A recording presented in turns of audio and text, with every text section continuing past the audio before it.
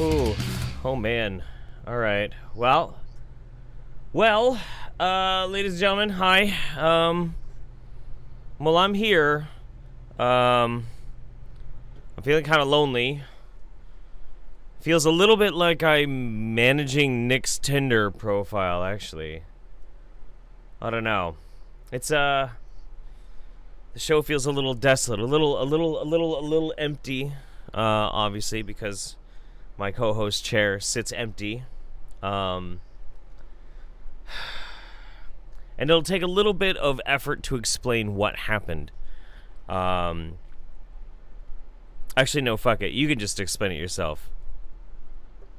Oh, how's my hair, dude? It's rather dashing there, rather dashing, I think. Yes, that's right. Hello, everyone. Welcome to the Late Night Saints, the only show which is bigger and broader in scope than Charlie Kirk's head, yet has an audience smaller than his face. Now with 200% more lesbian power. Yep, and half as much Conan the Barbarianism. That's right. That's right.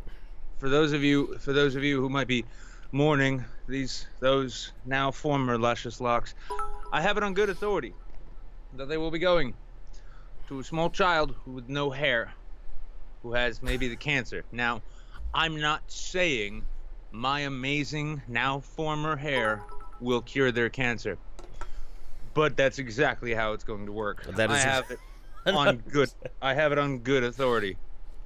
This man just cured somebody's cancer, some little child's cancer, or her alopecia, whichever. It's fine. Oh my God, this looks good. It looks so good. It does look. It looks good. It looks really, really good. It was great too, because like I renewed Netflix yesterday so that I could watch Lemony Snicket's with Quinn before she went back with the Goliath, and I was gonna say Gorgon, but all the same, yeah. And then I ended up watching Stranger Things season 3, and nodding off around 6 a.m. And then waking up with about 10 minutes to get to the hair appointment that I'd almost forgotten that I'd made. And then I did that. And then you fell asleep again after you came home. Then I came home and I started doing some chores and I put laundry in and then I fell asleep with an alarm on, but the alarm was not actually on. So I woke up about 20 minutes ago and put a whole show together for all of you lovely people and still managed to get my hair looking perfect. Well, look, the thing is, obviously, I went through the big change recently as well. It's a rather freeing experience. It's nice to change after a long time. I know. I would have never in a million years would have imagined it would be this comfortable to have my penis cut off, turned inside out, and made into a vagina. It's phenomenal. It feels just so. Now I finally have a place to put my keys. Yeah. I have a prison wallet and a prison purse. So, actually, the first time you and I hung out on the internet, you had short hair back then. So, pretty much like when we started first hanging out was when you last had short hair, and then it grew all the way out over those 4 years or so. Mm-hmm. And now it's been freshly shorn. In fact, I actually went back and looked at the very first stream that I was ever on, which you were on, and that was the Accent Shitlord's first year anniversary. Oh, God. Yeah. Completely forgot that thing even existed. Yeah, it was Skeptor and Justicar and Goodfella and a couple of other people, too. And, yeah, no, we were both on that. That was the first time we ever met. Oh. I don't remember that at all. I barely remember it either. I was so nervous. I had a drinking problem back then, though. I didn't. Well, I had the beginnings of one, and then, as time went on, I refined it into a true professional level problem.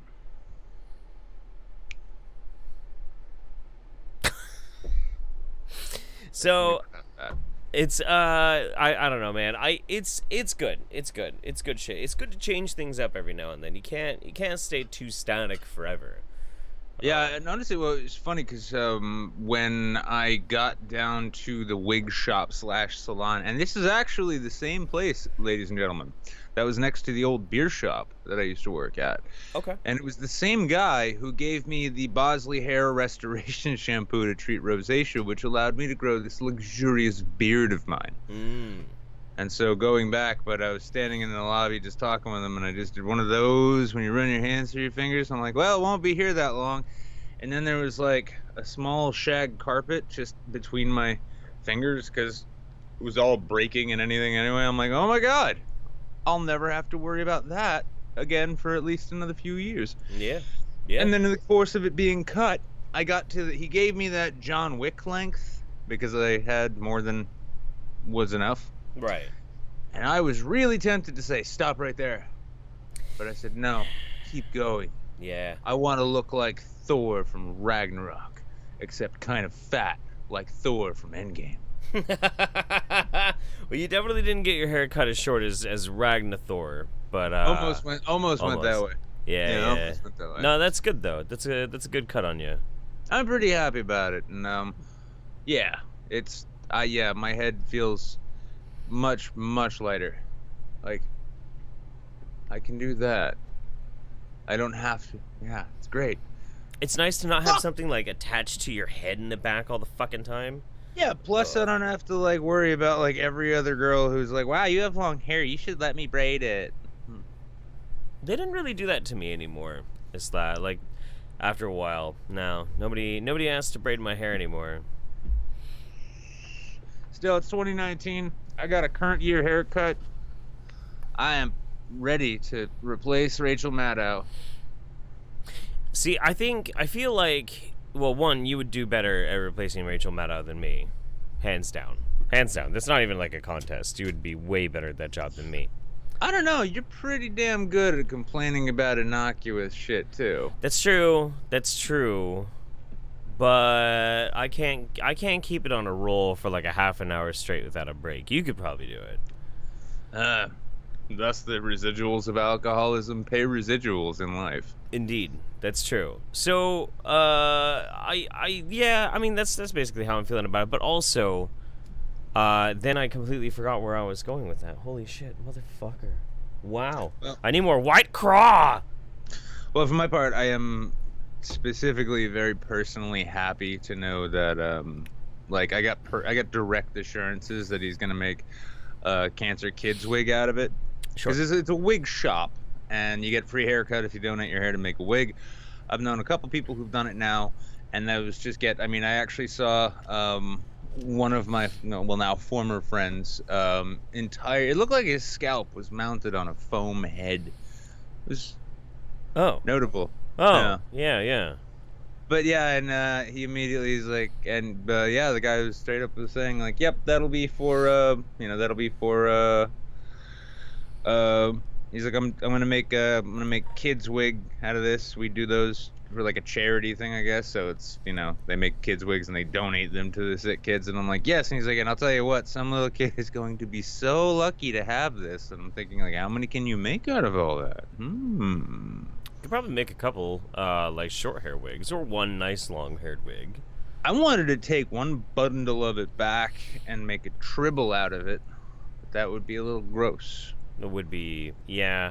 I've cut off 2 sets of dreads of my own dreads in the past, and keeping hair is pretty interesting because like it's fun to just leave it somewhere where people will find it and they get really good. They get disgusted by it. They really do. They're like, "Oh, what is that?" I was like, "This is my hair." Oh, it's disgusting. Why?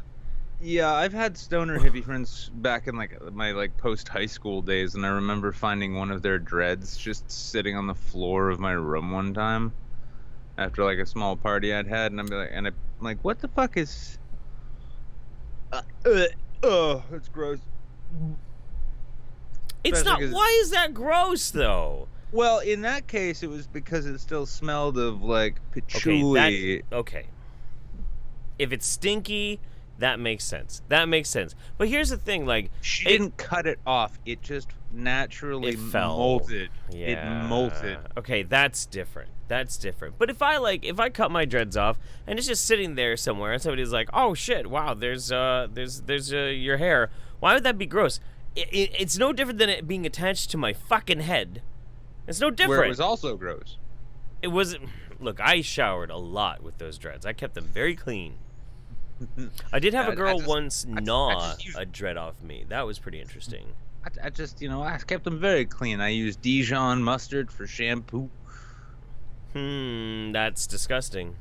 I did have a very, very, very gorgeous woman gnaw one of my dreadlocks off once. That was pretty awesome. It was hot. It was really, really hot. Just smushing me.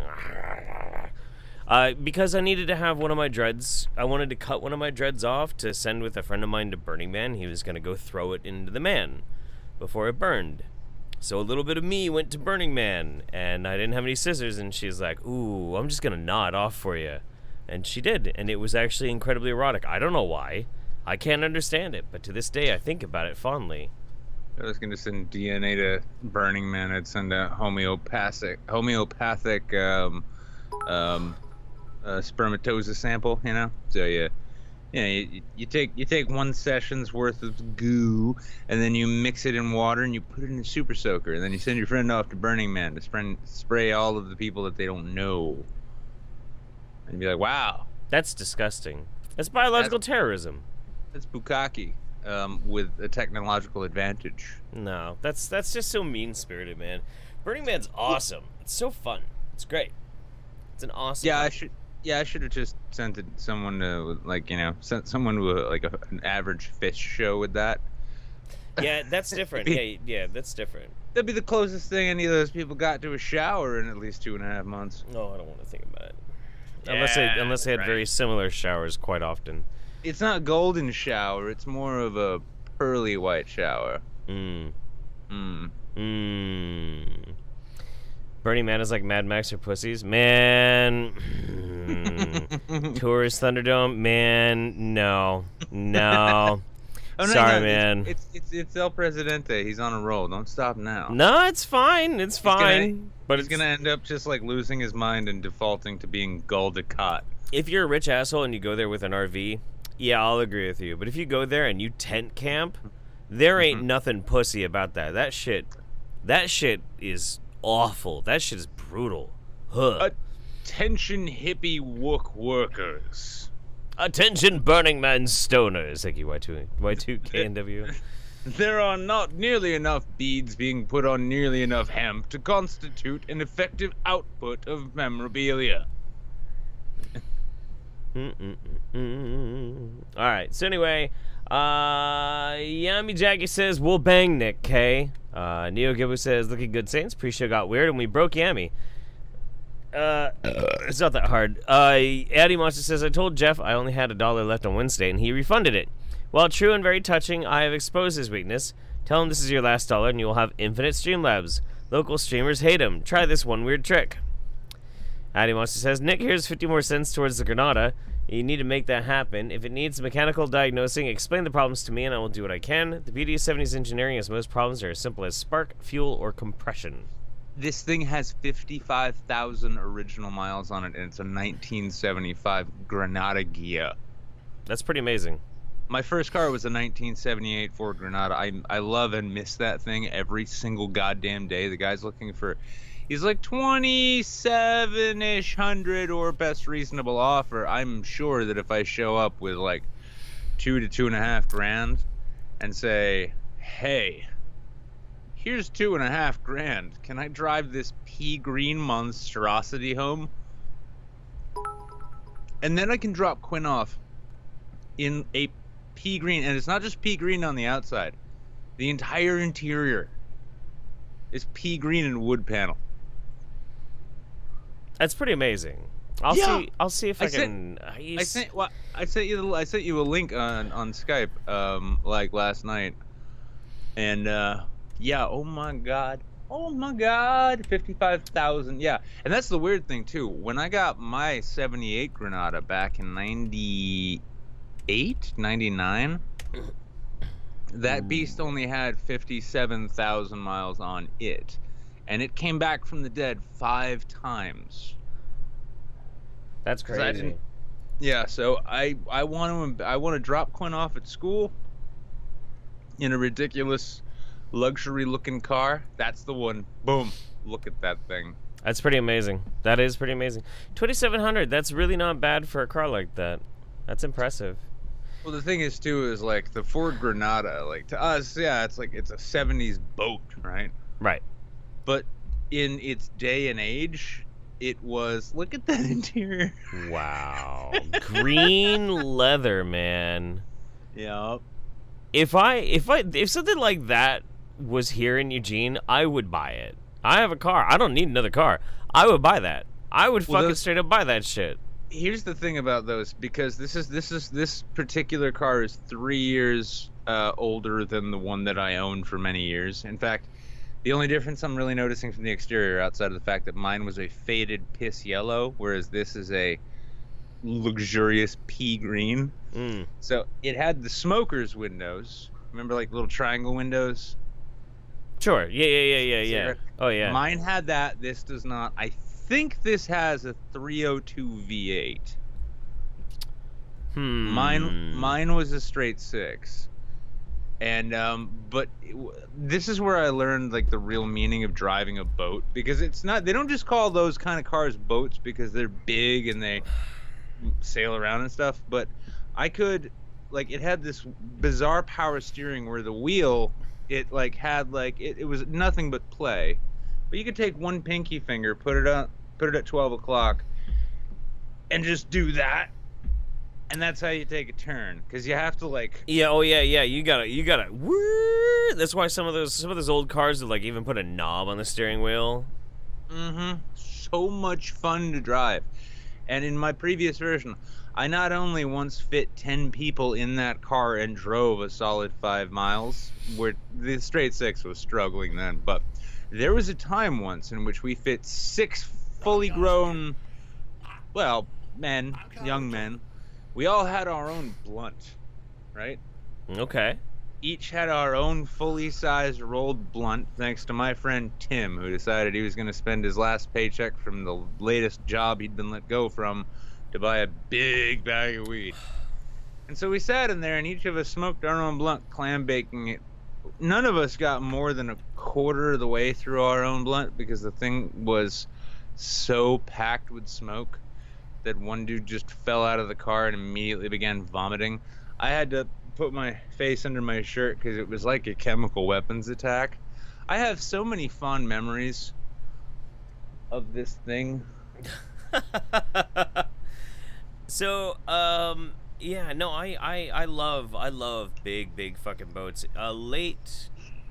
Mid to late 70s Crown Victoria is what my parents had when I was born, and for like the first 5 years of my life, up until like 87, they had that car for like 10 years, something. And I love those type of cars. I've always wanted to get another one since then. Now here's something that's gonna fuck you up. My grandmother, when she started getting on in the years and couldn't really move around a lot, but she needed a car for her and her helper to go grocery shopping. So she bought a car, and it was a 1972 Monte Carlo. Ooh. Yeah, black with a yellow pinstripe. This thing only ever got used to go to the grocery store. That's it. For over 2.5 decades. That's all it did. So when we got it, it was like 20 to 30 something thousand miles on it. And I was absolutely fucking all over it. It was amazing. Unfortunately, it was only a 2-door, but man, those 2 doors were big enough that if you open them, you could probably take off. But what really fucked me up, though, was eventually my dad sold it, and he didn't tell me that he sold it because he knew it was going to make me really upset because I wanted that fucking car. Yeah, it was sexy, dude. It had an 8-track in it and everything, all stock. It's hot. Yeah, well, I mean, and that was the glorious thing with that. The one I had too is like, like I said, 57,000 original on my first one, and oh my God, I mean, and just keep in mind, like I got this car when I was 15. And my parents and well, my parents in general, they never really taught me how to manage or do anything correctly. Okay. So taking care of the car was something I didn't really do at the time because I didn't know anything about them. And it got to a point like I drove the bitch for like a year or two, and it got to a point where like she was like her carburetor, like her air filter was so fucking choked out. Her oil needed to be changed so bad. I'd be at a stoplight and I'd have to have my left foot on the brake, and then I'd have to keep kind of revving it a little bit with my right foot just to keep her alive at the stoplight. Sure. And I'd take off. I had that, got worse. It was backfiring like a motherfucker. The timing went to shit.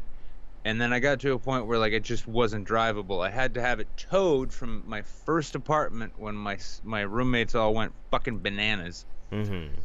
And when it got put up on the flatbed, the hook that was on one of the axles somehow slipped and plunged right into the gas tank. So like there was just this gaping hole in the gas tank. Gas was pouring out. Sure. My idiot father was like, "Oh, no, I'll take care of this. Give me your information." I'm like, "Motherfucker, no, we need to like get this tow company to pay for all of the fixes." He fucked that up. So the car just kind of ended up dying, and I ended up having to like sell it because I was like short on money. I sold it to this one garage. I get a call a few months later. The thing's got a brand new exhaust and a patched gas tank, and the guy's like, "Yeah, I don't know. Do you want this thing back?" I'm like, "Yes." And then I find this thing for like under fucking $3,000, 55,000 original miles. The Ford Granada is apparently, to people who know what the car is outside of myself, a piece of shit. To me, this is the chariot of the fucking gods. Okay.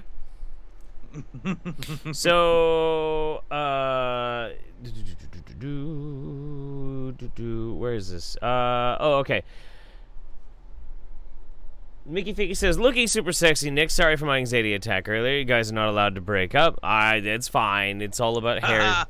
I thought that's what they would think. Got him. Yami Jackie. Also, I'm a Twitch affiliate now. Congratulations. Pinky's up for that, Yami. Well done, well done. Larry Kubiak with the 25 bones. Don't ask why I've been laughing all day at this stupid shit, but I did, so gotta share. Sorry for getting political so early in the show, though. Also glad glad Luke Perry could join us to host Saints. I'll miss Nick. I am pale enough to the point where I could be his reanimated corpse. Oh yeah, he's dead, huh? Was it him or Jason Priestley who died? No, it was no. Luke Perry. It was Luke Perry. It was absolutely Luke Perry. So that's sad. You got the My Circle open? Yeah, I do. Give me just a second though, because for some reason this fucking thing decided it was just gonna be like, "Hey, you want to play all your sounds out of your TV, don't you?" Well, no, I don't. There we go. Good to go. I got something stuck in my head, and we'll have to talk about it here in a minute, but it's all right. So first, whoa. There we go. Has he offered to withdraw? I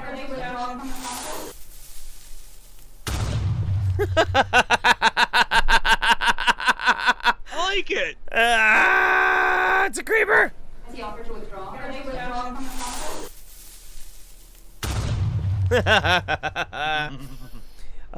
That makes me happy. I need more Minecraft in my life. God damn it. Yeah, I mean, I was down at the Trump rally yesterday, and there was a lot of creepers there. I was telling Jeff before the show, while I was sitting downtown after I dropped Quino off with the other parental figure. Yules. Look at that! I'm getting so much better at not insulting that thing. Anyway, yeah, so I went and got a beer, and I was sitting and watching as the Trump fans and the anti-Trump people all started assembling and moving their way down to the arena. You could tell the Trump fans because, A, I've never seen more short sleeve polo t-shirts tucked into cargo shorts in my life. it was seriously like, I mean, like they'd show up in their Lincoln, the Lincoln Navigators or the MKZs. Oh my god. And Weird number of those, yeah. And when I'd tan cargo shorts and white polo shirts. Actually, there was more like red and blue collared polo short sleeve shirts, and tan cargo shorts and or like dark gray. Lots of MAGA hats around. Basically, it was like every David Spade character met up with every villain from every 80s college movie and decided to descend on Lower Manchester, along with a lot of really obese people. But we'll get to some of that. So the thing that really drives me crazy is, all right, I've had a few polo shirts that were actually rather nice. I make fun of them a lot, and I'll only ever wear them to be ironic. I'll never wear them for fashion because no. But there are limits. Like, if you wear a polo shirt, that's fine. Wear a polo shirt. It's all right, especially if you want to do like a business casual kind of thing. It works. It's totally fine. But if you wear a polo shirt that also has cuffed sleeves, no. Listen. Listen. Listen. No. Stop it. Immediately. You need to stop. You need to take that shirt off and you need to throw it away right now. I'll be honest with you, my biggest disappointment, I did actually get a chance. I was recognized yesterday because I just walked down and started filming, and I'm like, what's all this shit about? Well, I know what it's about, but I'm like, what the hell's happening here? There were so many fucking QAnon weirdos down there. Oh my god, I bet. Oh my god, I'm so gel. Ugh. But I found out, man, I didn't see him because I didn't like delve too deep into the crowd, but our boy Vermin Supreme was there, of course. Oh yeah, of course it was. Yeah, no, I'm like regretting the fact that I didn't meet up with him or hang out with him. Like, it didn't even occur to me. I should have known he'd be there because he's everywhere. Well, okay, but, they had a Trump rally. Trump wasn't there, but it was just like we're free speech. We're protesting Antifa and celebrating the Second Amendment here in Eugene. And it was pointless, but I also didn't really go. I mean, I had the best excuse for why I didn't go. My wife was getting her cunt waxed. That's the best excuse. It is. No, it is. Right? Like, she could have even like asked for a discount. Like, if I say this is in protest of Trump, can I get some, like, can you knock 25% off? Well, I'm actually pretty sure she probably could have. I know her waxer. She's a really, really cute girl too. Whoo, man. I mean, you know, like, it's the Don Jr. challenge. You gotta just have a shaved pussy. Why can't, you know what? It's not fair. It's not fair between the sexes. My wife, once a month, gets to have some hot girl fucking waxing her vagina and making like her genitals look amazing. When am I gonna get some fucking hot little twink boy to like make my junk look fantastic once a month? Pump the brakes there, Jessica Yaniv, okay? What? You just gotta go in and demand that they like wax your man clit. I'm not. No. I mean, that's the whole thing, though. I don't want to have to pretend to be like a female like, in I order. don't want to pretend to be something I'm not. I just want to be like mimicking someone who pretends that they're something that they're not. Right. I just want to once a month be like, "Hello, Bob or James, how you doing? Hi." Be like, "Hey, so I'm here for you to make my genitals look amazing." Okay, and they give me a mimosa, and I drink my mimosa, and then I lean back, put my legs up in the stirrups, and they just go to town. And when I come out, that shit just glimmers, it glistens. You already fucked it up, though, because everyone knows that you'd show up and be like, "Hey, Queefon, how's it going?" "Very good, Mr. Jeff, very good." "Oh, it's very, very good." Yeah. I look, I am a penny pincher, and I probably would hire illegal immigrants to be my ball waxers. But you know the ending again? I told you last time, Queefon, it's not a happy ending. It's just you making me come. That's right. But the best part is that if you use illegal immigrants, you get 3 instead of 1. That's true, and it's also #resistance when you do that. And then when they're jerking you off, you can scream out "targets of opportunity" and just spray them all down. What am I saying? What are we talking about? Oh, so this thing happened. Has he offered to withdraw? Can you withdraw from the conflict? That's the sound I make when I come too. It was strange though. When I got down to the rally, though, I actually got recognized, which is something that hasn't happened in a good 6 or 7 months or so. Yeah, but you never leave your house. That's why. I don't have the hair to pretend. Actually, wait, I do have the hair to pretend to be Paul Joseph Watson now. Yes, you do. And I have a man's beard, which makes it even more shameful to him. You just gotta like chap your lips up really bad so like red as a baboon's ass. There you go. Yeah. No, you were there. You were there. Well, no, it was funny though, 'cause I'm standing there like filming it. I'm like, this is amazing. Like, there was Antifa was there, and I mean, I understand Andy knows $250,000 terror now, because there were like 5 of them. 2 of them were like the body weight mass equivalent of 4 other people, and then the other 3 were tiny little Twinkie stick people, and they were waving a red flag, which, I mean, it didn't really signify anything. And then they were like saying, "We stand against fascism," and I'm looking around and I'm like, wow, look, this is very much New Hampshire, because nobody cares.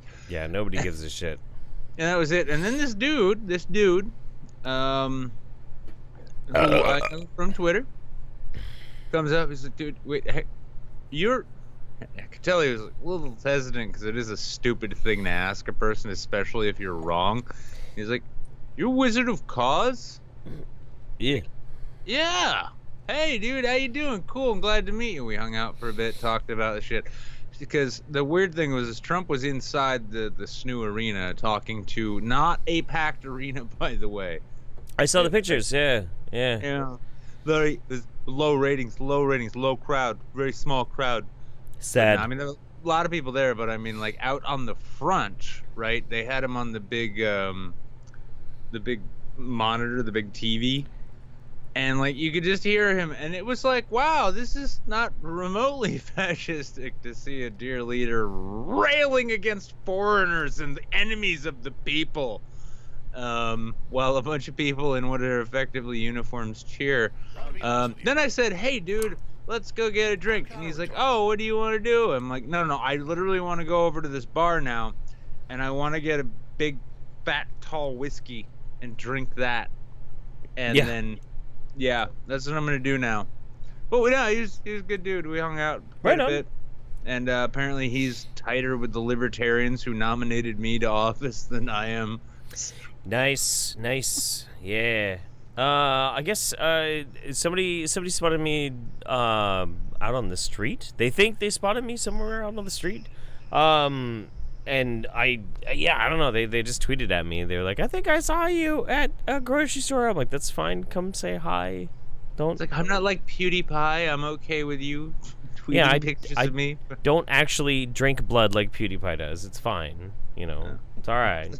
Also, Jeff is consistent in that his channel is consistently what he claims it to be, as opposed to just saying, "I'm just going to play Minecraft for a month." I was tempted. Felix, I loved your channel so much. I know you're a big fan of the show. Why? Why? Wow. Neo Gibbo says, "Listen." And then there is not enough talk about pumpkin spice spam dildos that shoot stolen pig semen out of shampoo bottles on this stream. I don't.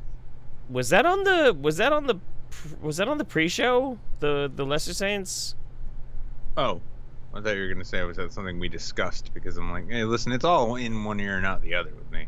Oh no, me too. Yeah. Yeah, absolutely.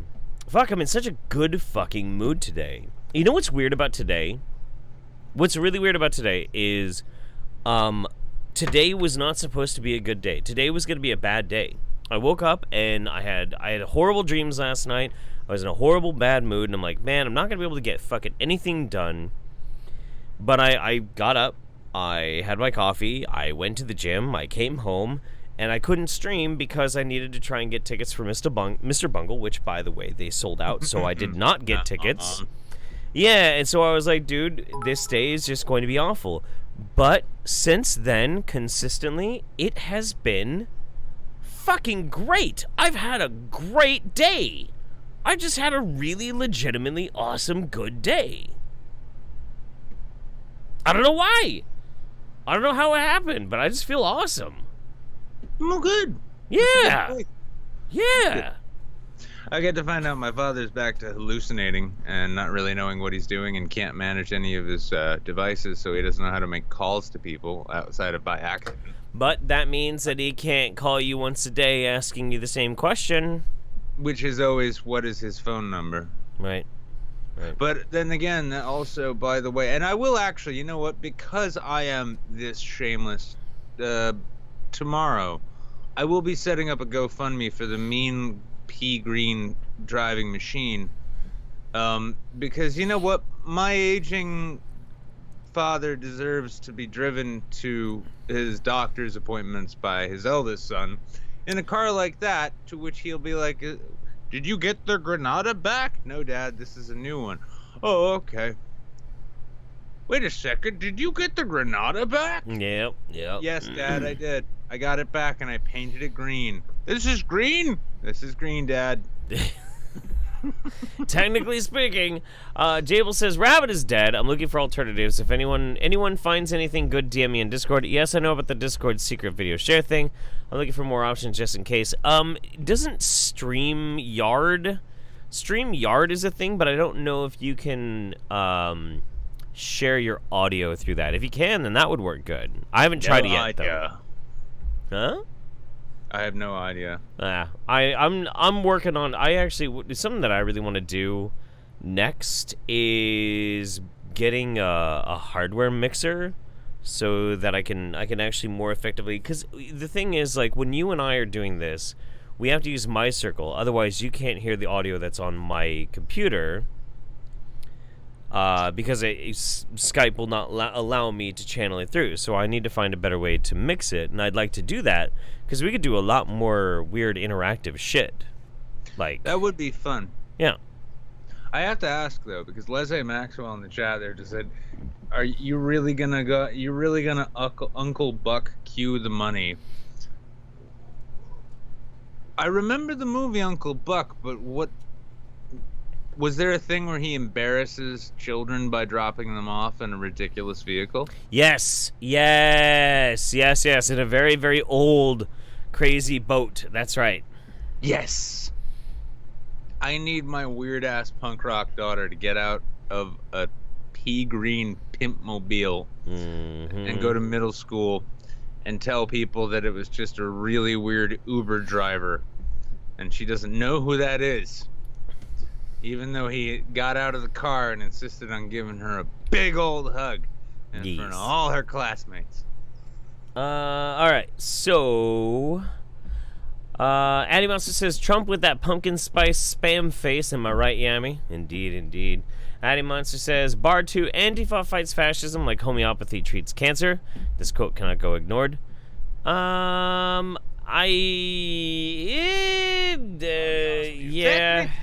Technically speaking, Antifa do fight fascists. They don't do it effectively. Right. They don't fight fascism. Right. But they do like to go, like, sucker punch people and start some dumb shit. Some of the people that they actually start fights with, I will say, legitimately are probably pretty fashy as fuck. Some of them. But, like, if the effectiveness that has on actually, like, defeating fascism, no. Yeah, no, it allows, like, Civil War II narratives to drive more people to, Proud Boy rallies like the one I saw in Concord where there were actual Francoist fascists. By the way, if you are anywhere near Portland tomorrow, stay home because Portland is going to burn. Yep. Civil War II. Yeah. Thanks, guys. By the way, and here we go. I will, if it helps, in solidarity with our Red Pill brothers, I will bounce my own head off of my front or back door, to the point where I will need to, I will have a brain hemorrhage, or I'll say I do. Just saying, I need that money. I need that car. I need that fucking car. You can help fight the regressive left by buying me that car. Bar 2 says Antifa never worked and never will work, historically proven. Except there's this whole problem, though, man. It's called the Soviet Union, and England, and America, and the World War II actually did get completely smashed. Yeah, none of that maybe was, not none, Antifa. None of that was Antifa. Antifa are a bunch of Family Dollar ninjas. Antifa of the 1930s are not the same as the Antifa of now. That's what I'm saying is, like, if you're saying people who counter fascism, yeah, it did work historically in the past, but now these are just a bunch of stupid college kids. Well, I don't want to throw anyone under the bus, but I'll say, I saw the other day, so what is it, Greta Thunberg? Mm-hmm. That awesome little Danish chick. Swedish. Yeah, the awesome little Swede. Yep. Who stands up and speaks honestly about climate change, saying none of these people are gonna help us. We gotta help ourselves. Please, someone fucking do something. Yeah, well, so she got, she got roped into a photo op where she was wearing an Antifa T-shirt. She pulled down that tweet saying I didn't know that was actually directly associated with an organization or movement that is violent. I don't condone that. Right. I'm also still against fascism. That confused people.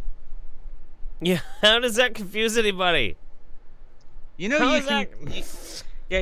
can say fascism is bad. Yeah. Without saying Antifa is good. Oh yeah. Oh sure. Absolutely. This is 2019, dude. We need to lay this shit out slowly and easily. Well, the thing that's driving me crazy though is over the past 3 days or so, I was hanging out at this old punk rocker's house, and at this punk rocker's house was a bunch of kids who were all mid to late 90s anarchists, WTO protesters, anti-war protesters. These are mid to late 40-year-old punk rockers who have been tearing up the fucking streets and rioting and protesting and doing shit for a long fucking time. And these guys do not think highly of Antifa. They don't. Well, do you know before we had Antifa, do you know who the most effective anti-fascists in the world were? Who? We call them liberals. Yeah. Yeah. Absolutely. Yeah. And it's just we have this problem with trying to decipher and water down what Antifa is. If you want to just say the contemporary Antifa, then fine. But saying something like it's historically proven that Antifa doesn't necessarily work. Well, what does that mean? That means a whole lot of things. If you mean the vibe of civil disobedience from shit. Well, no, the vibe of civil disobedience in the United States, that includes things like the Occupy movement, WTO, anti-war protesters, things like that. And that's the same spirit, but kids today, in this Antifa thing that's going on right now, first of all, that's 12 to 15 people in the entire city of Portland when you're talking about Portland Antifa. We're talking 12 to 15 people. And because of how we're talking about them and how blown up it is by a bunch of right-wing fucking agitators, we are looking at these 12 to 15 people and saying, that's a serious fucking problem. No, it isn't. No, it isn't. It's 12 to 15 fucking people in a city of millions of people. That's not a fucking problem. That's a tiny, tiny insular problem, but it's blown out of proportion because that's how right-wing agitation fucking works. Well, it's a couple things I couldn't help but think about in watching the whole rise. Here's the thing: if you've ever celebrated based Stickman, you don't get to talk shit about these fucking Family Dollar Ninja kids. No, not defending them, but pointing out And it was funny because I mean, the flip flopper of a cod there. 30 to 50 feral hogs are way more of a serious issue. All right, listen. Sorry. Yeah, well, I mean, I just still remember years back before this whole thing had names and all that. I remember postulating. I'm like, you know what? This is all getting more and more out of hand. We are going to start seeing political violence. We're going to start seeing violent factions rise up. I didn't even know about the history of like the fascist versus anti-fascist shit in Europe. Like that came about. Like I learned about that about a couple years later.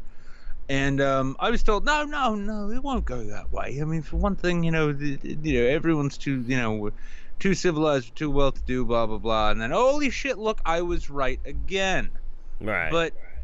But I mean, to see like the kind of rise of this shit. And it's funny because I remember back from my days of running ops and like real ops, not like gay internet ops, but like real fucking marches where we would shut down sections of cities. Yeah, political action, political disagreement. Yeah, part of the labor movement. Well, one of the biggest problems, and none of us, not even the kids themselves had the name Antifa yet. I just knew whenever I saw the black flag show up, things were about to get fucking really annoying really quick. Oh yeah. Yeah, I mean, we organized a massive protest of Scott Walker's inauguration in Wisconsin. Sure. And we bust a whole fuck ton of like poor ass broke black folk from Milwaukee out to Madison. And we had a really good fucking event. Like thousands and thousands of people showed up. And then I remember seeing this small handful of like black hoodie, bandana mask, fucking got our black flag shit. And as soon as I saw them, I'm like, they're gonna start some shit. Now, here's the irony. The Capitol building itself, where the inauguration was happening, was still open to the public. It's public property. You can go in, use the bathroom, do whatever you need to do. This one chick who had a vest of knives, like she was V for fucking Vendetta. Yeah, while these kids, and I gotta give them, this is a pretty masterful stroke on their part, the way they did it. But this girl, she like acts like she's infiltrating the building, which is open to the public. Mm-hmm. And then while the inauguration is going on, like dramatically draws two knives from her vest and begins running down the corridor. She gets tackled by Capitol Security, Capitol Police. They haul her ass out in cuffs and they stuff her into the back of a police vehicle. Now that's all anyone saw. A protester getting stuffed into a vehicle. And then these kids locked arms and started chanting, "Let her go, let her go." Other people gradually started, from our own rally even, started joining them because they didn't know what was going on. We got like immediate direct messages to say like, you need to stop this now. We're not doing this. Right. So we had to go and break that up. Yeah, and so like the whole thing, this isn't a new thing. Like the Andy Knows and the Tim Pools might try and like frame it as like, this is part of an oncoming civil war, guys. No. No. This has been No. The WTO protests throughout the 90s, the early 2000s, every protest you've ever had, every occupied camp I ever stayed at, studied with, or worked with, Nothing by comparison. Flag. We had the black flag, but also these days, none of it comes even close to that shit either. None of it comes fucking close. People were getting fucking paralyzed in the fucking 90s and the early 2000s. People were getting fucked up. Fucked up. Like, so all these things of like, Antifa, they're so dangerous, the 12 of the 15 fucking people and everything is fucking, like, yeah, it is dangerous. And yeah, you should probably stay away from these fucking rallies because there's not really a good reason to be there, to be honest with you. But also, this whole thing, which, if you're a journalist, yes, please. And a real journalist, not a provocateur blogger. Right. But this whole idea that, like, this is something new or that it's worse and that things are getting worse, they're going to get worse than they were previously, but previously they were like maybe 10% of the kind of shit that I'm used to, that you're used to, that we've seen in our lifetime. Like, this is nothing. It's just a bunch of smoke being blown up your asses by a bunch of dudes who are making their names and a lot of money off of telling you to be afraid. That's what it is.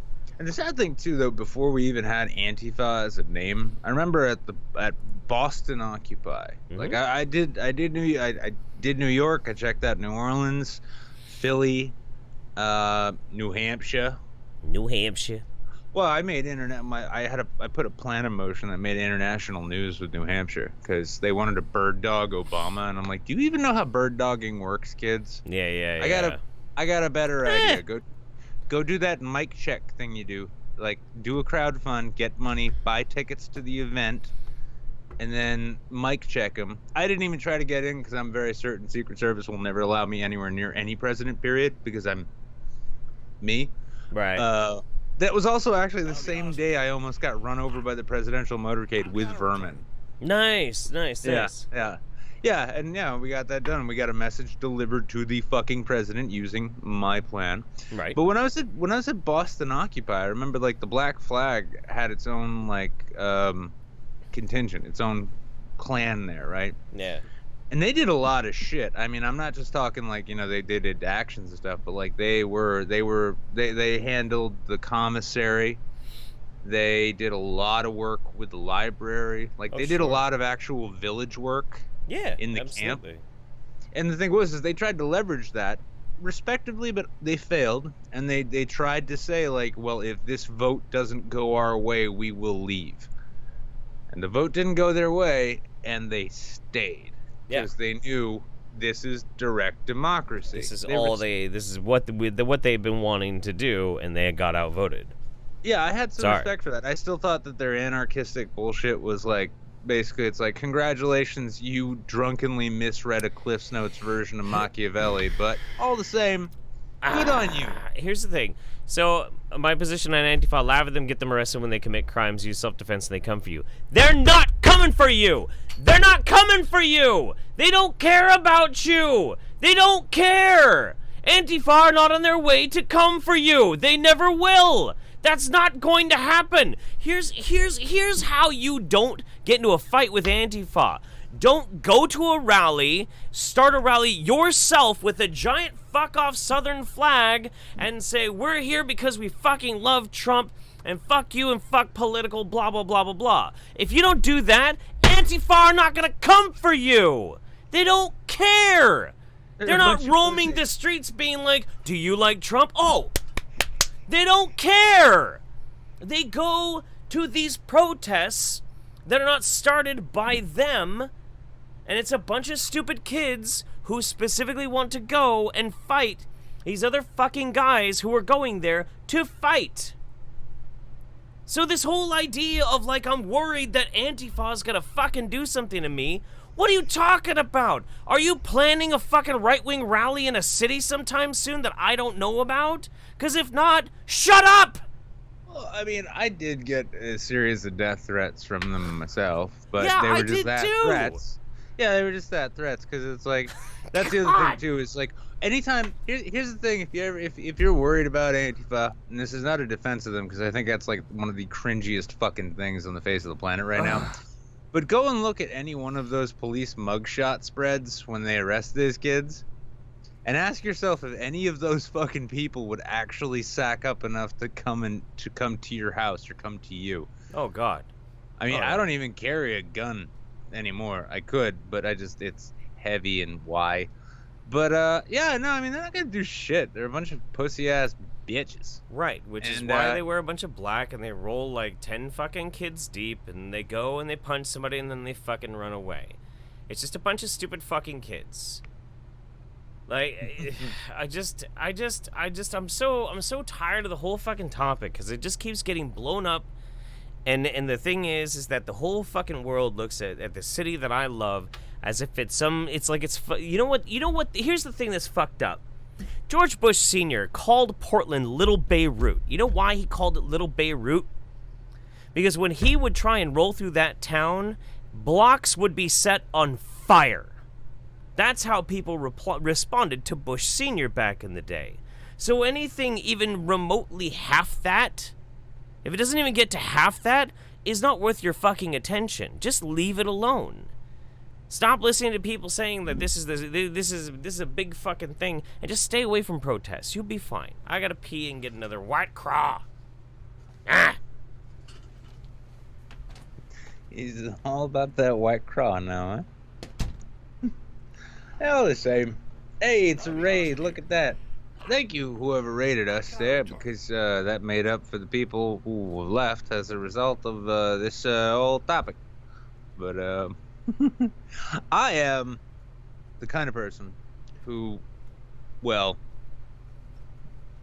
when I see like dollar store ninjas fighting off against kids who think that they're American Spartacus, I just say, if we have to have reality TV, why can't we do it that way? Bring back gladiatorial combat. We can get rid of the lions because they're endangered. Sure, we don't want to use them, but we have loads of pit bulls. Like rescue pit bulls from dogfighting rings and shit, and everyone's like, they're just gonna kill people and eat babies. It's like, all right, well, how about we let them eat political activists? Brilliant, right? See, this is why I need to be elected to high office. I'm 36 now, which means I'm 1 year past my eligibility for being president. And as such, I honestly kind of feel as though we could actually solve all of our nation's problems with pay-per-view gladiatorial combat, in which the stupidest people in our nation are dumped into we could even recreate the Coliseum. That would be cheaper than building a wall. Fuck it. I mean, we don't have slaves, except, well, we do have prisoners. Put the protesters in like a Coliseum?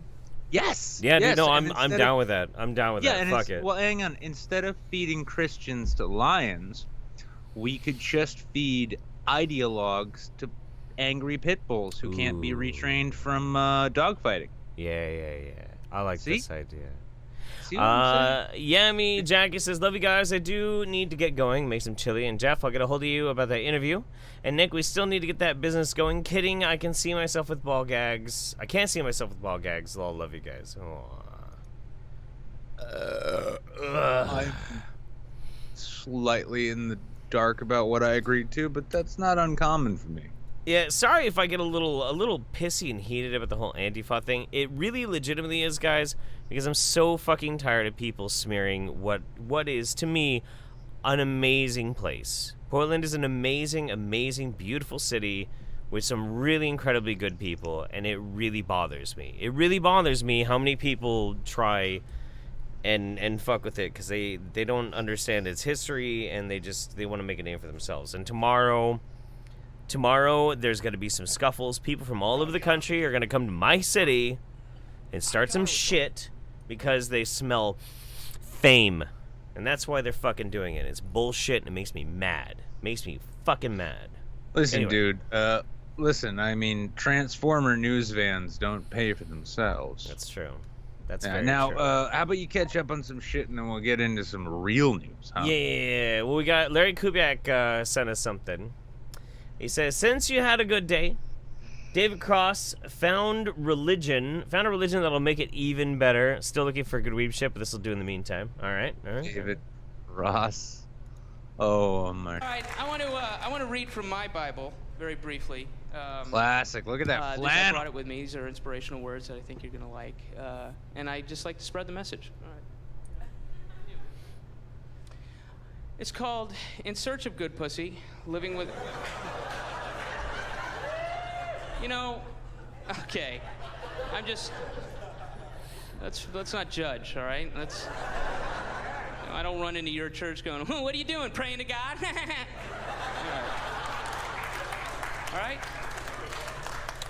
In Search of Good Pussy, Living Without Love, the real truth about men and their relationships, reflections of a reformed ladies' man, just telling it like it is, Don Spears. There's the man, Jordan. all right, with what I assume is good pussy. And Do you think this is like the 90s version of Jordan Peterson? Actually, it's probably more like the 90s version of Roosh V before someone like Roosh V got it in his head that it was okay to be his natural self in public. Yeah, that's kind of what I was thinking. Yeah. I'm just so happy though. I miss classic David Cross. He's good. just read you a little bit about it, let you know what it is. In Search of Good Pussy is everything you need to know about today's black man. And it is one of the most compelling and important books you will ever read.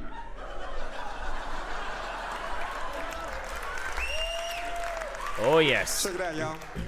In creating Good Pussy, I was searching for an idea, a word, a special word that would be universally understood by everyone, especially men, hoping that even those men who do not read other books will read this one.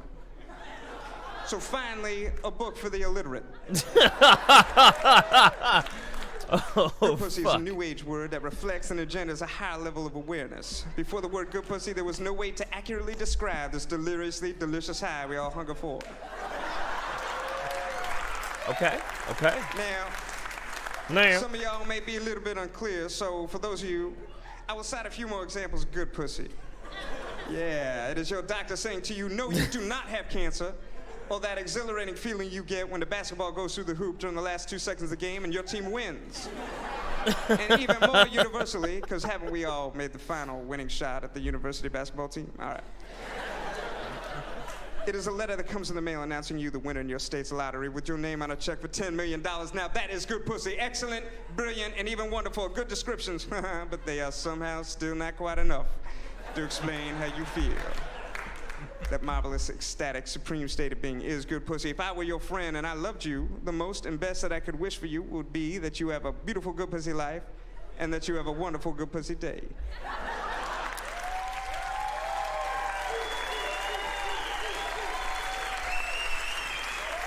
That's something special. Wow. That's pretty good. It's it's the weirdest thing, like, to think back. I remember the days of Mr. Show. And in those days, I couldn't picture David Cross without Bob Odenkirk or vice versa. Now, as they've each rocketed off into their own weird fucking places. Right. Well, it's the kind of thing, it's like, it's funny to remember those days and say, like, oh yeah, that really was a thing. It seems so weird now. Better Call Saul and Tobias Funke were an unstoppable comedy duo up there with Laurel and Hardy. It's good shit, man. It was really damn good. Yeah. Let's Although see. I will say Mr. Show didn't exactly hold up. No, it definitely is something that you can't really ever quite go back to, I don't think. Not If you've never really. seen it, you can watch it and enjoy it. If you revisit it, you're like, oh, yeah. Yeah.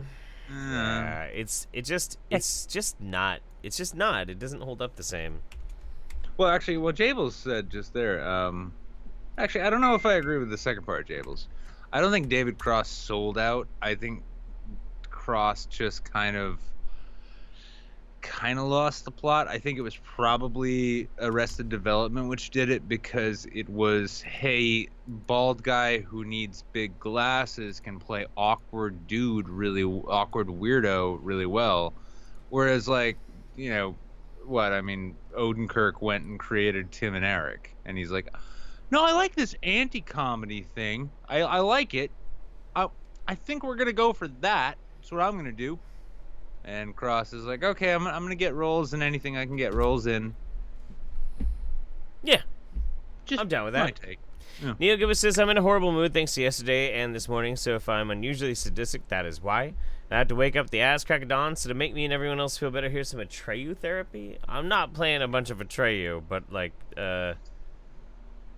especially for $1.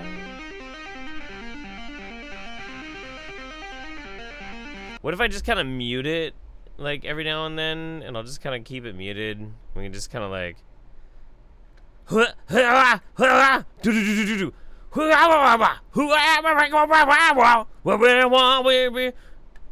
my lipstick.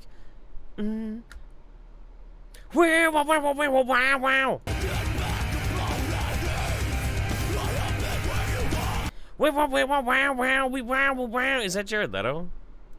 They all look like Jared Leto. Like, that's kind of like Chav Jared Leto is the guitarist. The drummer is like Beefcake Jared Leto, I think.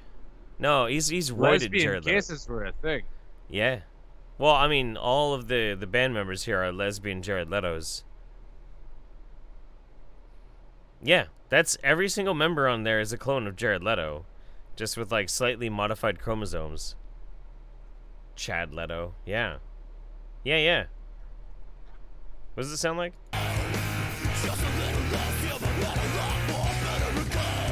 Yeah, yeah. That's alright. No, it's good. Alright. That's fine. That's good. Well, that's Jared Leto, the band. Yeah, this is, I mean, a really hot lesbian scene going on here. Well, with all the smoking and stuff. But, yeah, I mean, I can pass. Sorry. Had to play with it a little bit. Addy Monster says, I lived in a house of sharps in the late 90s. Me too. We grew weed and listened to Desmond Decker, and every night the boys would clean up the streets by starting fights with people who supported Bush. They were cool guys to me back then, but nowadays, I think we were proto-Antifa. I used to be a violent SJW. Fuck, man. I don't really think sharps are equivalent to Antifa. The thing is, Antifa are political. Sharps are a gang. Sharps don't have any interest in politics or changing any politics. They just really like to fight. They're just brutal punks. That's all. Addy Monster says, the Bike Lock Bandit was pretty bad, but I recall in the 90s in my hometown, a dude became a Go-Gurt fanatic. Permanent brain damage because a punk kid I'm pretty sure I knew bashed him with a skateboard truck. Sounds about right, yeah? Oh, them skateboard trucks. That's the best part to hit a person with. That's when you hit, like, if you're going to hit a dude with your board, if you hit him with your trucks, that's when you're really fucking angry. Otherwise, otherwise you just, like, you smack him with the fucking, like, the you know, either the tails, you know? Yeah. Give him a, it's like that's a smack versus a punch. I watched in 2002. Yeah. This is when my my roommates I'd moved in with an old buddy of mine who was like this metalhead rocker guitarist for a metal group. Recently married a absolute, well, I mean, she was fine as fuck, but she was a nightmare.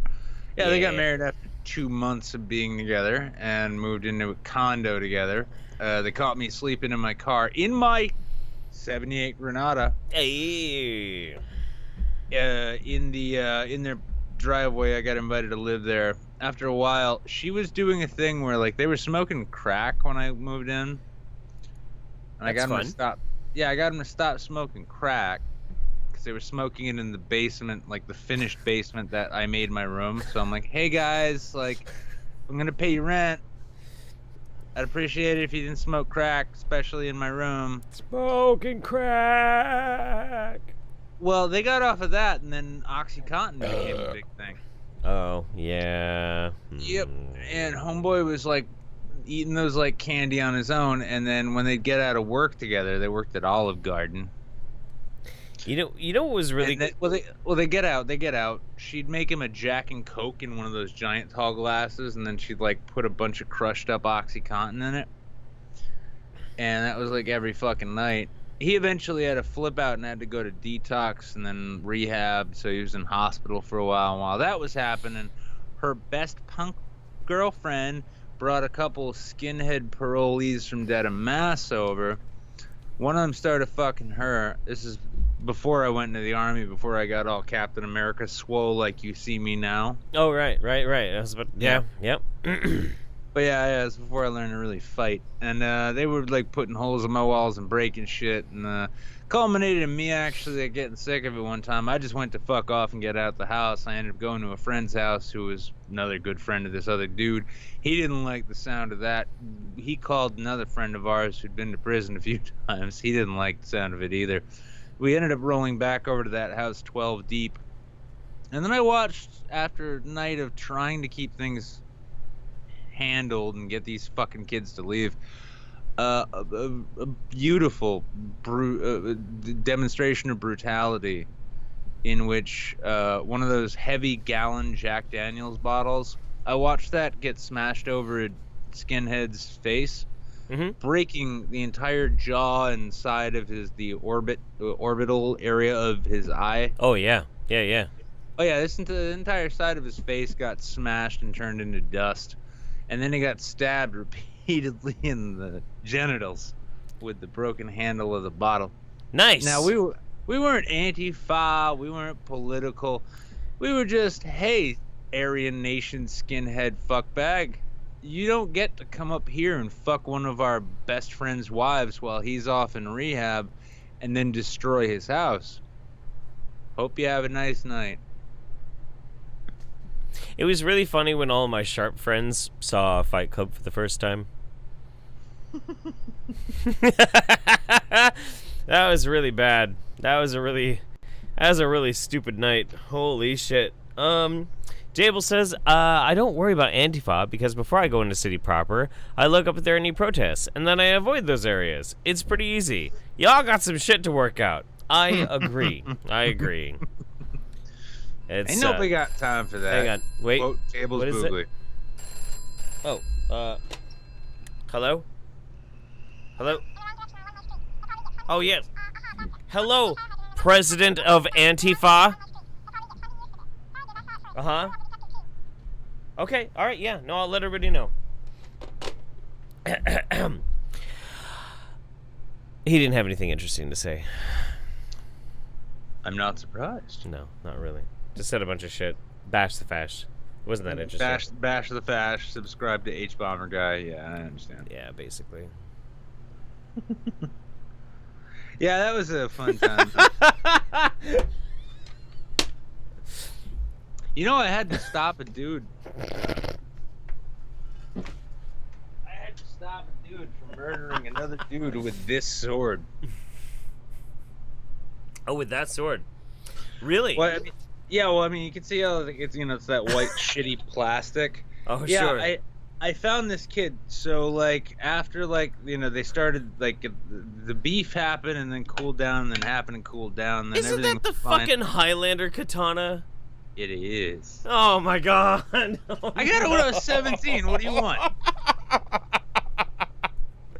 But no, okay. it's funny because my buddy, well, I'm not gonna say his name, but this buddy of mine is like, he came from like a family of Golden Gloves, Massachusetts boxes, Short little guy. He fronts up and fucking squares up in the yard against this kid Bugsy. Hi Bugsy, if you're watching. I hope your left eye. Wait, no, your right eye. I hope it looks as pretty as it was the day a glass maker made it. Yeah. I'm gonna be honest with you. I'm gonna be kings with the princes of the universe. Oh yeah. Oh yeah. I love this opening. Oh. Fighting to survive in a war with the darkest power. All right, I'll just spring that on you here in a little bit. You keep that sword handy. Anyway, keep going on with your story. Go on. Well, yeah, well, Joey. White samurai. So like when all the shit went down, this kid Bugsy ran down into the kitchen, grabbed the kitchen knife, and then ran out into the front yard like he was in prison. Like, who wants me? Who wants me? My boy goes out, little squat guy goes out like, I'll fucking fight you. What? What the fuck you want? What do you want, bitch? Oh, you want to fight about it? Stabs him in the hand. So Joey, that's his name. Joey gets a knife in the hand. Joey's too angry to be injured, so he dashes back inside while everybody else goes out to murder this guy. Goes down into my room, picks up this sword, grabs it with his bloody fucking hand. In fact, yeah, there's actually probably still a little bit of remnants in that little carving shit there. Like, this white handle soaked in his red blood. Trooping out.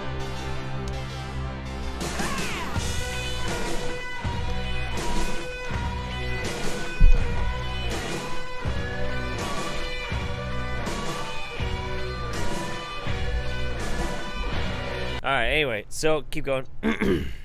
Yeah, well, so it's soaked in his red blood. I take it out of his hand because he's holding it here. So I grabbed the back and just peeled it out of his blood-soaked hand. He's like, he figures to himself, he's like, all right, fine. Looks around the room, sees an empty Jack Daniels handle gallon bottle that my rocker roommate decided to keep on the shelf. Grabs that thing by the neck, walks outside, and then just full force, like, because there's a beat down going on, so there's like a circle of kids beating both of these skinheads down. Joe fucking pushes him aside, like, no, get the fuck out of here, get the fuck out of here. So everyone moves away. So it's a circle standing around. He's like, you want to fucking stab me? You want to fucking fuck my best friend's wife? Full arm, like full fucking golf swing with this bottle, comes down, bing, side of dude's head, smashes the entire radius of his eye,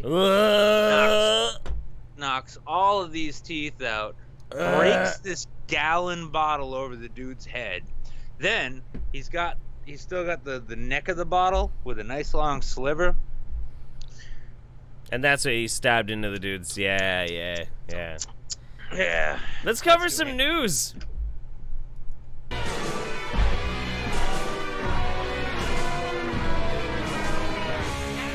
we are, we're the princes of the universe. Alright, anyway, so Zombie Snail is freaking people out. And amazing than them at the same time.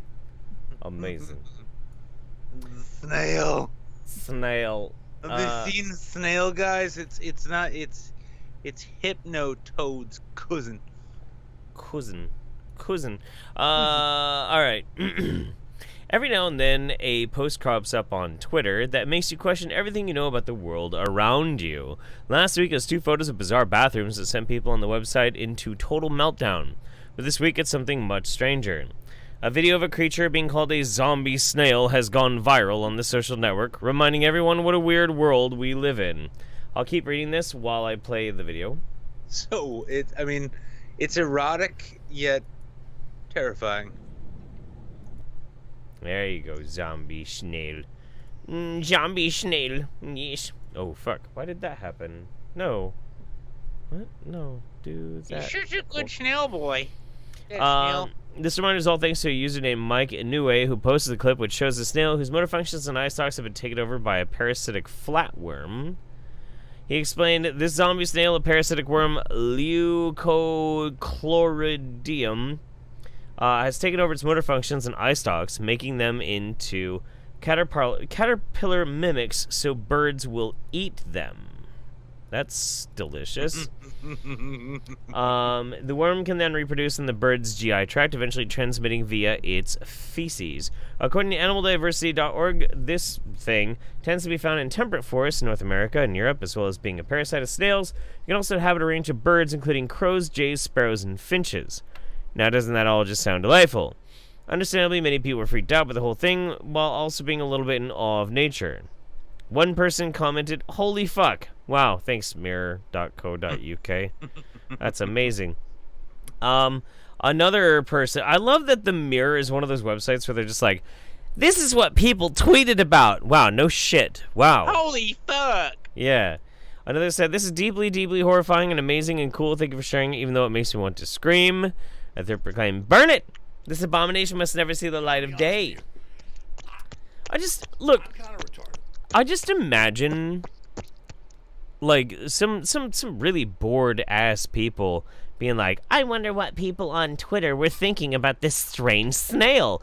Oh, it's so interesting to read what people were saying when I could just go on Twitter, but that's confusing. Oh my god, I got 500 words out of it. I get to go back to, I can renew my Panera membership. The article ends with, if you're struggling with the idea of a zombie snail, a different user branded it a disco snail poo worm. What you have to say is a name we could definitely get on board with. Wow, okay. Jeff, Pulitzer, this man. Is there a chance we could play this video while also playing the Hypnotoad sound?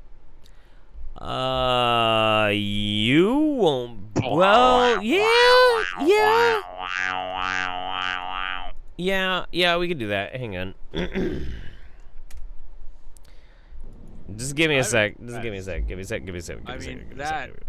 I just love the fact that nature can represent in that way.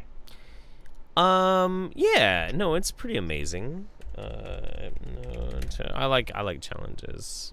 This got to be like. I like flatworms in other creatures. I do too. That are not me. Let's do this, and then I'll go to here. Bam, beat a bam, beat a bam, bam, bam, beat a bam, bam, bam, bam, bam. And then we go to this. Here we are, we're the princes of the universe. Here we belong, fighting for survival.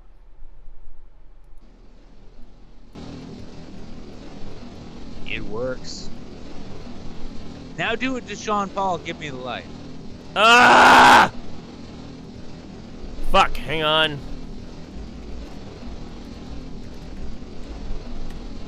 Christ. Why do I let you do this to me all the fucking time?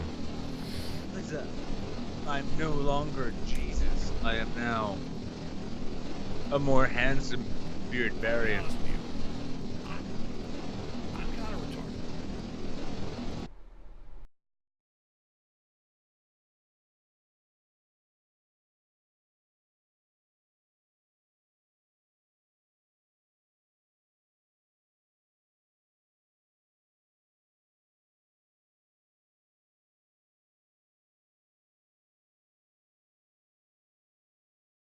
All right. Anyway. We're Works done. for everything, I'm telling you.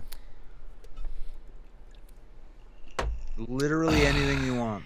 You can go through a car wash and listen to that, and you'll be like, wow, these brushes really have a rhythm. What a great day today has been. Annie Monster says, I don't worry about Antifa because I live in America where there are a bunch of bored college kids. I just want to defend Barr's perspective in that he was not speaking as an American. He's not living in America, just saying, yeah, but the fucking homeboy lives on an island. Whatever, who cares? There are a lot of Antifa on your island? I'm not throwing shade at you, Barr. I love you, Barr. You're just wrong. It's fine. Anyway, I'm bored of politics and I demand a dab. Please, someone dab to make me feel better. Shwa! My head hurts. Please dab. Dab right now for great justice. Kucha! Rimshi says, we're listening to music, listen to this. Okay, that's fine. Let's do that. Quinn actually got me comfortable enough to doing that because she's shown me worse things. Oh, yeah. Oh, God. She flosses now. Quinn flosses? Oh, no. Yeah, I know. There's reformatory schools. Rimshi says, we're listening to music, listen to this. All right, let's check it out.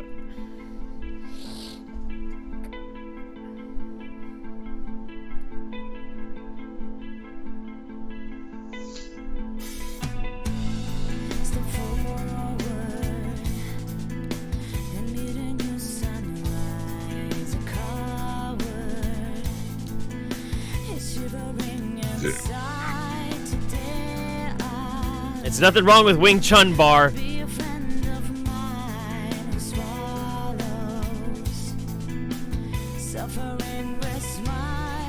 She's really pretty.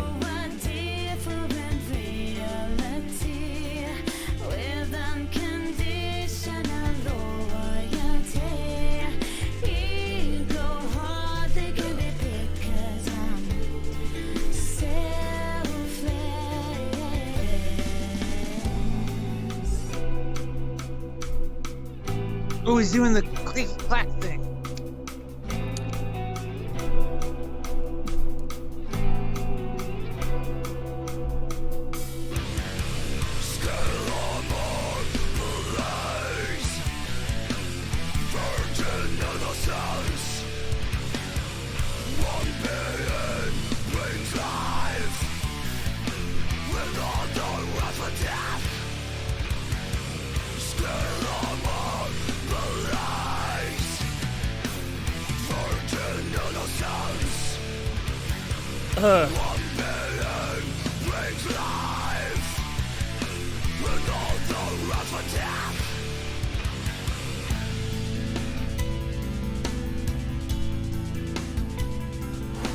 Ooh. I'm curiously erect. No promises I ever give.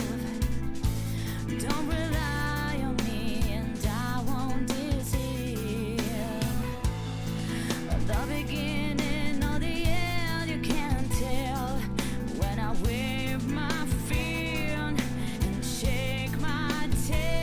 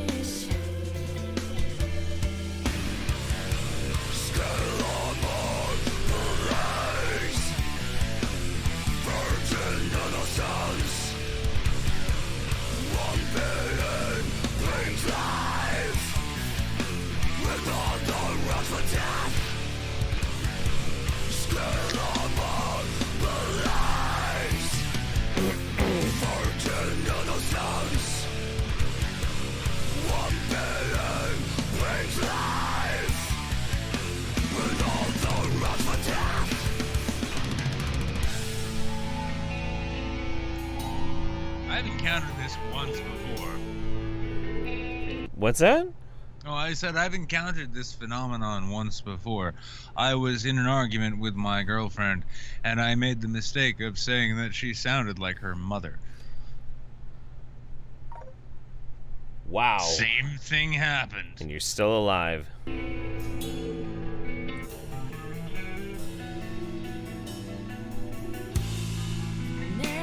Neptune's child, shivering inside, drowns in the liquid gold.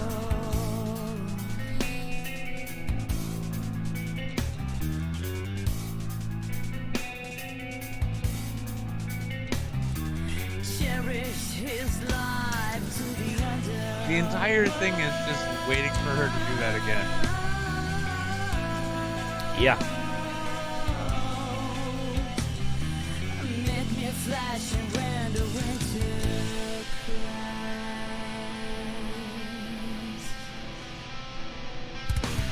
Voices swimming through the river, hold your life against the stream.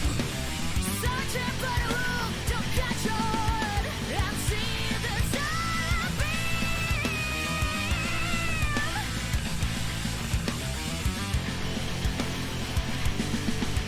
Don't suffocate in painful tortures. Locating chambers of callous men. Wandering on of phantom pleasures. Emeralds are whipped away. Emeralds are whipped away. Emeralds are whipped away. Emeralds are whipped away. So, Metal Dooley in the chat just said, saw them live at the end of June, better live than recorded. I would imagine.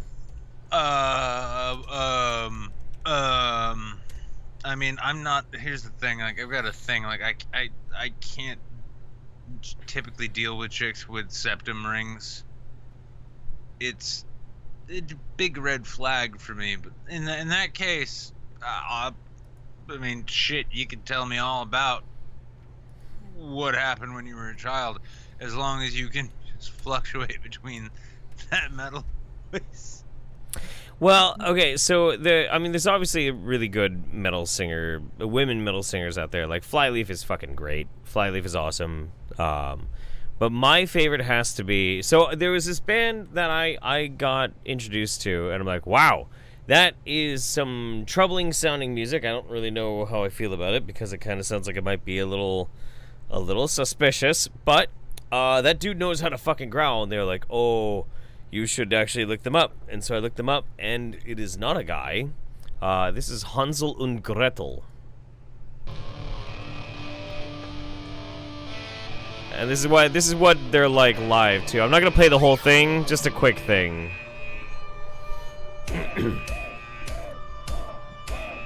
Yeah, they're a very weird band. The song is called Third Reich from the Sun. But just listen to this chick's voice.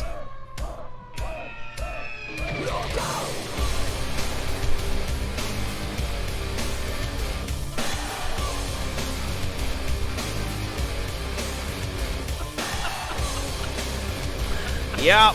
Oh yeah.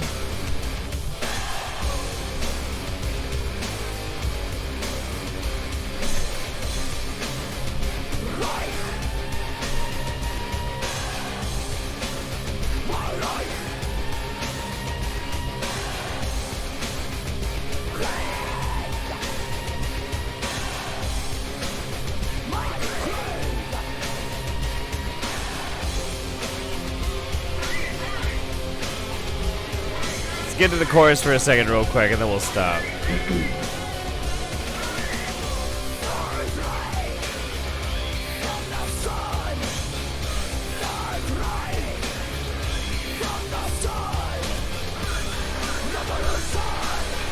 Yeah, she's crazy, dude. She's absolutely crazy. I can only imagine though, like, you know, I mean, imagine like that voice in Sexy Talk, and it's like when your girlfriend gets the flu and like, I'm really happy you're here. Yeah. Huh? She's like 44. I don't give a fuck. Listen, 44 and tall as fuck. Like, she's crazy. I met her in real life. She's wild. That's the higher end of my like Tinder profile acceptance rate. Yeah. Yeah, it's like 25 to 45 because, you know, like, I'm, what's that word? Desperate. Yeah. The drummer from Hansel and Gretel actually saved me from having... The drummer from this band actually saved me from a bad trip because I was starting to, like, kind of get a little bit too crazy on some LSD when I saw them live. And I was like, I think I gotta go, dude. And he's like, no, man, Ministry's next. You gotta stay. And I'm like, no, bro, I don't think I can make it. And he looked at me, and he looked at how big my pupils were, and he's like, it's cool, bro. Don't worry, nobody's gonna fuck with you. I'm here. And put this giant Aryan arm around me. I'm like, okay, cool. Let's watch Ministry. Whatever. And it was great. It was a great show. Like, that's actually kind of the perfect thing to say to somebody who's like going down a bad trip road. Is like, it's all fine. Don't worry. I'm here. Bear hug. Yeah, a 6'7" man, this fucking big around, made out of pure muscle, and he's like I'll fucking kill anything that comes near you. Like, okay. He-Man is here to protect me. Yeah. Okay, good. Yeah, Nazi He-Man is gonna protect me. Okay. Yeah, it was weird, man. It was very strange. Yeah. By the way, I want everyone to, like, you know, clip and mark this note. The fact that Jeff tells you Antifa is not, like, something to worry about, but that Nazi He-Man can save you from a bad trip. Look, I don't know what they have a very specific aesthetic, but there's a reason why they haven't really been making music or touring in a while, because I think they can't get away with the joke anymore, because people are like, oh, so you're Nazis? And they're like, no. Shit, we have to stop. Well, I mean, you know, if you go and see an MSI concert tripping on acid, you could very easily come away from that hating women, being gay, but also still not actually liking men. And strung out on meth. Annie Monster says, I had 8 PBRs, and when you have 8 PBRs, they think you have the coordination of when you had 0 PBRs. And long story short, I peed in a cup so I wouldn't miss anything, and then I tried to pour it quickly down the toilet, but the door was in the way. And guess what? I think I cleaned it up, but I have 8 PBRs, so who's really to say? Addie, how do you do that? You throw vodka back like it's water. If I drink 8 PBRs, I take a nap. And then wake up too late to get the show together in reasonable time. God, I gotta pee so fucking bad. Neo Gibbous says, if I'm not a fan of a trailer, here's something I'm willing to bet you're more akin to liking. Alright. Yeah. We have become like a late 90s MTV show at this point. Hey guys, here comes a track by Semblant. I'm one day gonna host a show talking about a zombie TV show that should have been canceled 3 seasons ago. By the way, I love touching girls.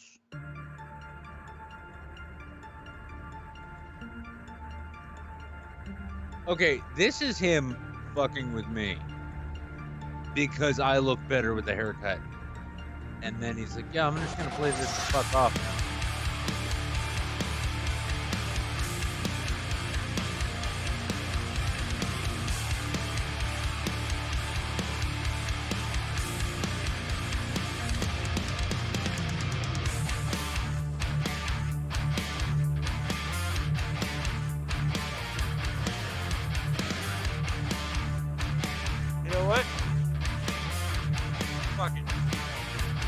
Gonna learn to enjoy this. You're just gonna what? What? Huh? Oh, I thought this was some virtue of torture where you're like, I gotta piss, so I'm just gonna play Atreyu. No, no, this isn't Atreyu. This is Semblant, and I've been listening. I just went just outside the door to go pee out in my yard. But I'm listening. I'm here for you. No, clearly you're not. You left me alone with this Evanescence garbage. You were never alone. No, I know. I had Evanescence's lame cousin here to hang out with me.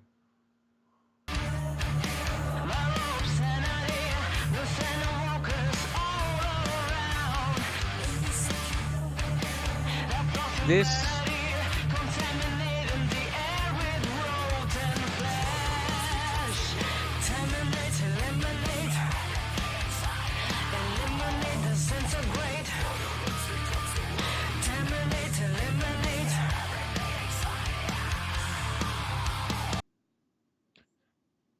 I hate this kind of shit so much because this was an era in which people tried to sell the notion of internal darkness, self-loathing, and existential dread. Yet it's like, no, bad, bad. You stop that right now. Wake me up inside.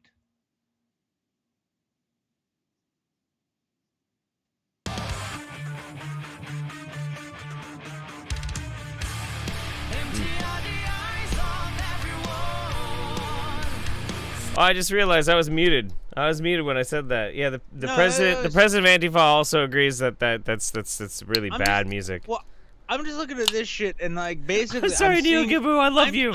I'm seeing a fucking timeline here in which like love you, new Neil metal Gibbu. chick singers realize that if they just dressed up as Link from Zelda and showed enough side boob, they could be just as famous as they were if they were like, and I am over emotional. And I cannot control my cunt no more. You can't control your cunt no more. Calm thy cunt. I'm in a really good mood. Wow, why is today so fun? Fucking hell. Here, hang on. This is important though. Hang on, fucker. All right, here we go. Yeah. No. Yeah, that's that. Hang on. Here's the sad thing too. Yeah. That is the look of a goth alpha male in Manchester right now. Okay. Yeah. I've Wait, got 2 divorces and child support. Neil Gonna pray Gibbu. that you when I can. Wait. So, Larry says Neil Gibbu doesn't listen to the music he does like I do and beats off to the Google image search results. Semblant. Let's see. Semblant. Here, while I have to like try and look this up and see what this is all about. Here.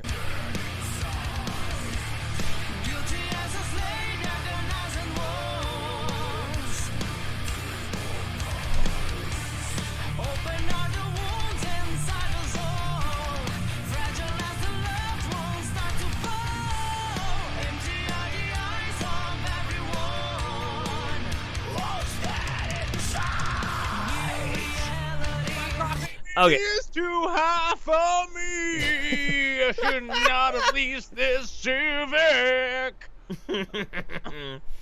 Okay, so I think I get it. It's oh, is it the White Craw? Is it the White Craw, which is why I find this so amusing? Look.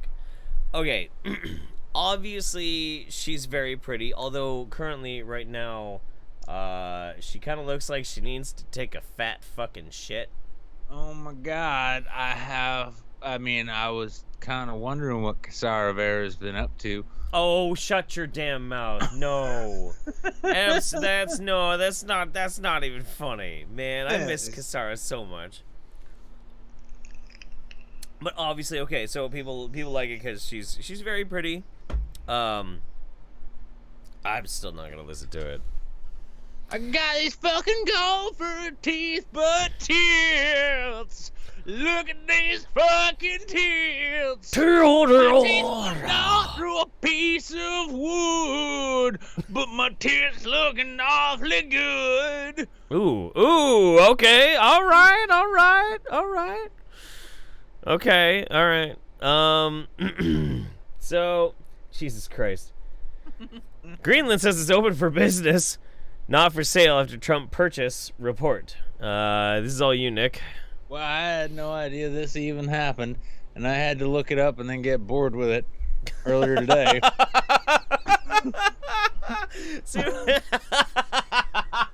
I told you I put this whole show together 20 minutes before we started. Do you want to talk about it? or should we Greenland talk- dismissed President Trump's Okay. reported intentions of purchasing the world's biggest island. And Australia said, "What the fuck, mate?" Saying it was open for business, not for sale. A report in the Wall Street Journal claimed Trump had expressed interest in acquiring Greenland, an autonomous Danish territory, for the U.S., which he would then sell to the Russians. That's confusing. White House sources told the Journal, that Trump asked his advisors about acquiring the island during meetings, dinners, passing conversations, and that one time at the drive-thru at Wendy's. Because Greenland's, quote, abundant resources and geopolitical importance, plus I heard it's really green. I've never been there, but I heard it's green. I love it. The Trump ally told I love how, like, they are describing his friends as people who just refuse to, submit to his enemies.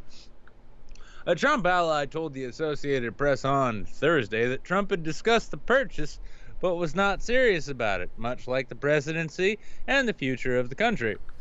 Greenland, however, said it's not on the market.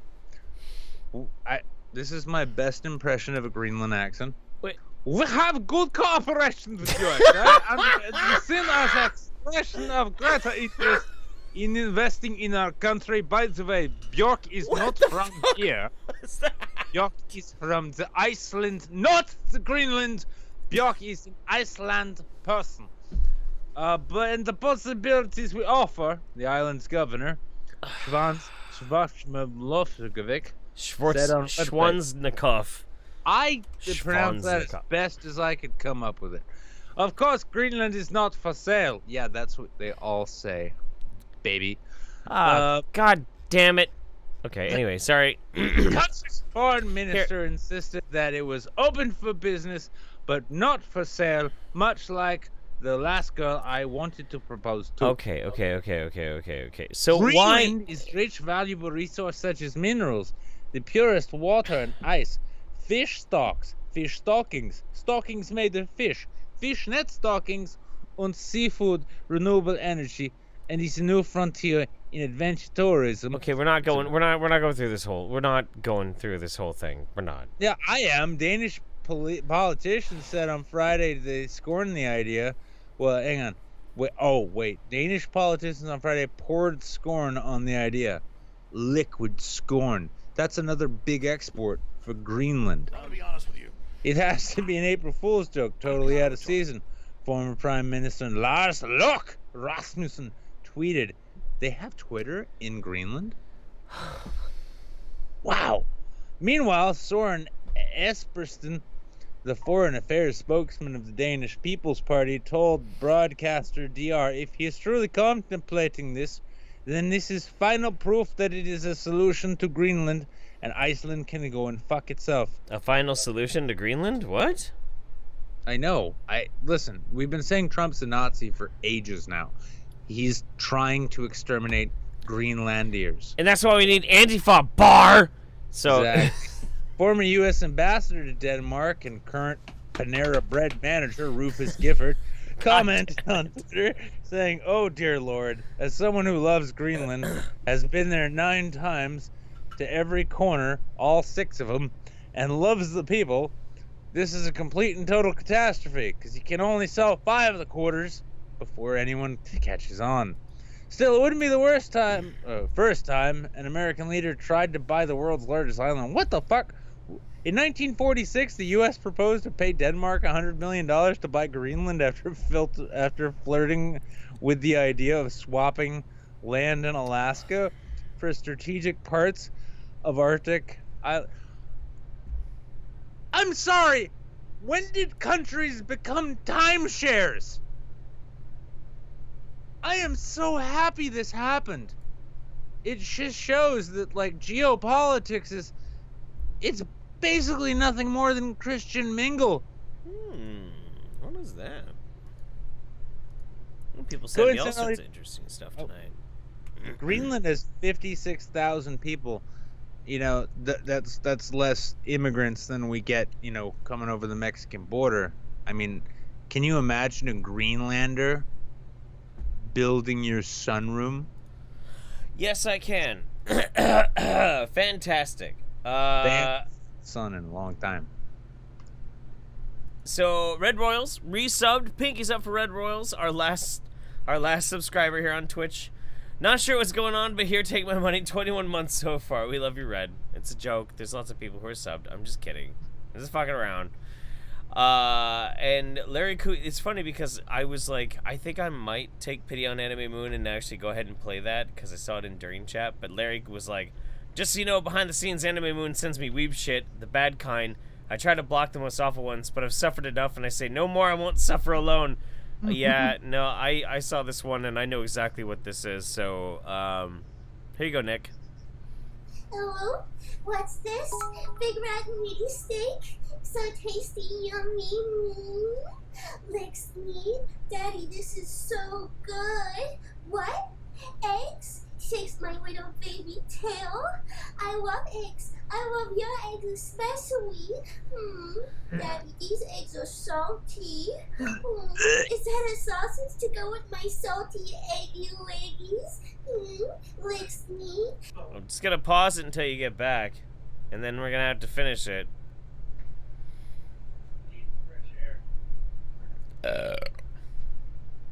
So hey, I realized something today. Now that we have a moment alone, and we can actually talk about some real shit, not all this make-believe stupid crap that nobody cares about. Let's talk about something real. So today I decided that I was going to try and watch Magnum P.I. It had been kind of a joke. It came up not that long ago, just earlier in the week. And somebody was like, "Yeah, Magnum P.I. Fuck yeah!" And so we played the intro. I think that was on Wednesday, right?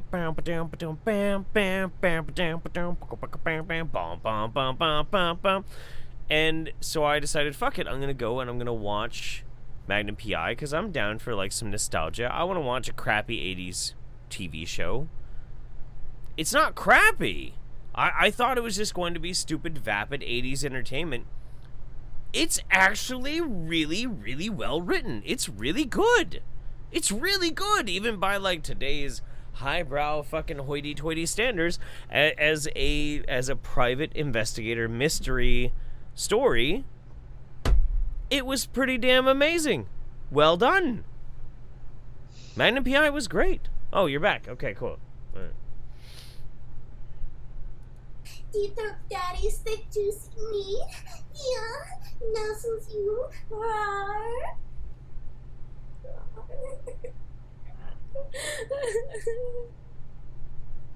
Nothing got us over. Yeah, that's Mako. That's Mako. That's what she does. I don't know why it legitimately got me nauseous. See, the thing about Mako that's really interesting is that she knows exactly how obnoxious and disgusting it is. But she's like, fuck it, I'm getting paid, I'm gonna do it anyway. But she leaves just that little bit at the end, so you're like, I'm with you. Yeah, this is really fucking gross and weird. This is not an act.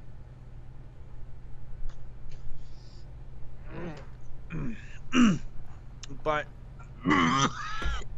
how long have we been doing this show and we've neither of us have ever puked live? I have. Did you? We just didn't know about it? Not on camera. Oh. Well, I probably should have had more of that chicken that I made yesterday. Because there's been nothing but iced coffee and beer. Neil Gibbons says, okay, going to bed. Trey was awesome. Made fun of it, so I decided to torture you with some blunt. At least it broke Nick a little. I actually like it. Dude, I actually do like Atreyu. I think Atreyu was really good. It's just, it was like, am I going to play a whole song for that? Instead, I just tried to make a little fun of it. But I actually do like Atreyu. Atreyu is pretty good. And also, Larry Kubiak did point out, yes, I vomited like a true sir. I turned the camera off. And then I made deli meats take care of me while I pretended to be aware of TJ Kirk even being on the show. That's right. Yay, whiskey, wine, and cocaine. Oh, yeah. Man, that was I forgot all about that. That was a crazy-ass night, man. I'm amazed I'm the one who remembers that night. No, I remember it now, but, I mean, you don't remember all of it. I know that. I remember, I forgot that you were like, yeah, the guy at the deli was like, hey, man, would you like to partake of a fancy drink? That's what it was. Yeah, would you like half a red Solo cup full of Johnny Walker Red? Right. While you buy wine for your Right. show. Right. Oh no, it's fine, buddy. Just finish that cup before you do the show, and then drink your wine. Oh yeah, no, I should have known better. Yeah. Yeah. I did know better. Oh well. Oh well. Do you want to cover this the MAGA crowd, Trump bashers and shit outside of the SHNU arena? Well, yeah, only because it was like literally down the street from All me. right. Yeah, let's do it. Let's cover it real quick. Yeah, just like hold on the picture of the Karen with the male Karen. There we go. Yeah. Yeah, MAGA Baron. crowd and Trump bashers show colors outside of SH. Wow. Boston Herald. It's SNHU, Southern New Hampshire University. Look, scroll up a little bit. Look at that. Look at that. They fucked it up in the headline, dude. SHNU. No. It's not Southern Hampshire New University. Oh, it's NHSU. Yeah. Wow. Good job, Boston Wow. fucking Herald. You won't hire vernaculus, but you'll let Sean Philip Cotter. Yeah. Sean, you were getting it worse than Amazon did later on. Trust me, son. That's a Manchester, gaze New for Trump. Hampshire, thousands of Trump fans and hundreds of Democratic protesters. I'm like kind of on the fence about either of those numbers. Traded verbal jabs outside of Trump's rally here Thursday night, because you were fucking there, weren't you? Getting heated at times, though stopping short of physical confrontations. Jesus Trump- Christ, I've never seen a more clear picture of mayonnaise. That's what I'm fucking talking about, dude. It's like every David Spade character cosplayed. Live. It's like, hey, I love PCU. My favorite character was that little virgin guy. You know what's it called when like a couple will be like, if this celebrity came up and was like, I want to fuck you, like that's okay. What's that called? Cucking. No, god damn it. No, there's a phrase where like, this is my one thing that you can cheat. Like hall pass? The hall pass? Oh my God. Okay, the hall pass. How many people in this picture do you think, men and women, pick Trump as their hall pass? None of them. It's all Dean. No. What's his name? Look, the one They all want to fuck James Woods. these two right in the front right here, their hall pass is Trump. Let's be honest here. Well, I love this because this is like, here's the thing. So I've spoken a lot about Manchester and how garbage this town is. Now the redneck yet seemingly still ultra wealthy town just north is Hooksett, and Reese Llewellyn, RHYS Reese, I'm guessing.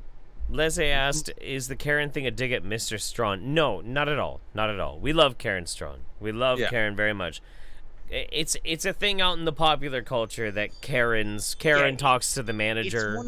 It's one of them memes what the kids are all into. We love Yeah, Karen them- Strawn. She's you know, sweet. but them kids. Yeah, no, Karen's a goddamn chatterbox. Yeah, The worst thing I could say about Karen Strawn is that if you have any plans after you begin a conversation with Karen Strawn, Cancel you need them. to give them up. Yeah, because she likes to talk. That woman doesn't just talk your ear off, listens all the same too, Oh yeah. but like ending a conversation with Karen Strawn, you need to say, my house is on fire, I need to run outside of this building. Yeah. And she's yeah. like, are you okay? No, I understand that, but here's the one more thing. She's exactly like that too. She's great, and everything she says is not boring. It's really interesting, but yeah, it's impossible to stop talking to Karen once you start. And I That's adore what it her. is. I love her so much. She's so great. But yeah, Reese Llewellyn of Hooksett, red MAGA hat above his curled mustache, got into a heated argument with an anti-Trump protester over socialism, both shoving fingers in each other's faces. Afterwards, he claimed victory, exasperatedly telling the Herald she shouldn't name any country where socialism. Oh, she couldn't name any country where socialism works. Trump's growing the economy, and it's great. Yeah, I'm sure Guy Lowell or Reese Lowell in there is probably having a bunch of fun as a manicurist right now. Nearby protester Chuck Fossey, holding a sign with an illustration of a bawling baby Trump behind bars, shook his head after disengaging from a spat with several Trump fans over immigration. It didn't go very well. Some people have their ideas so ingrained, Fossey said of Gloucester, Mass, told the Herald. Earlier in the day, Robert Kuserl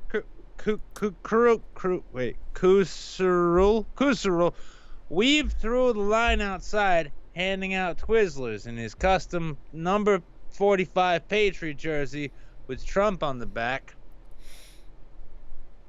Adelaide Lost asks, do you believe that with the satisfaction of the two parties being an all-time low, a real independent movement can begin in the U.S.? No. No.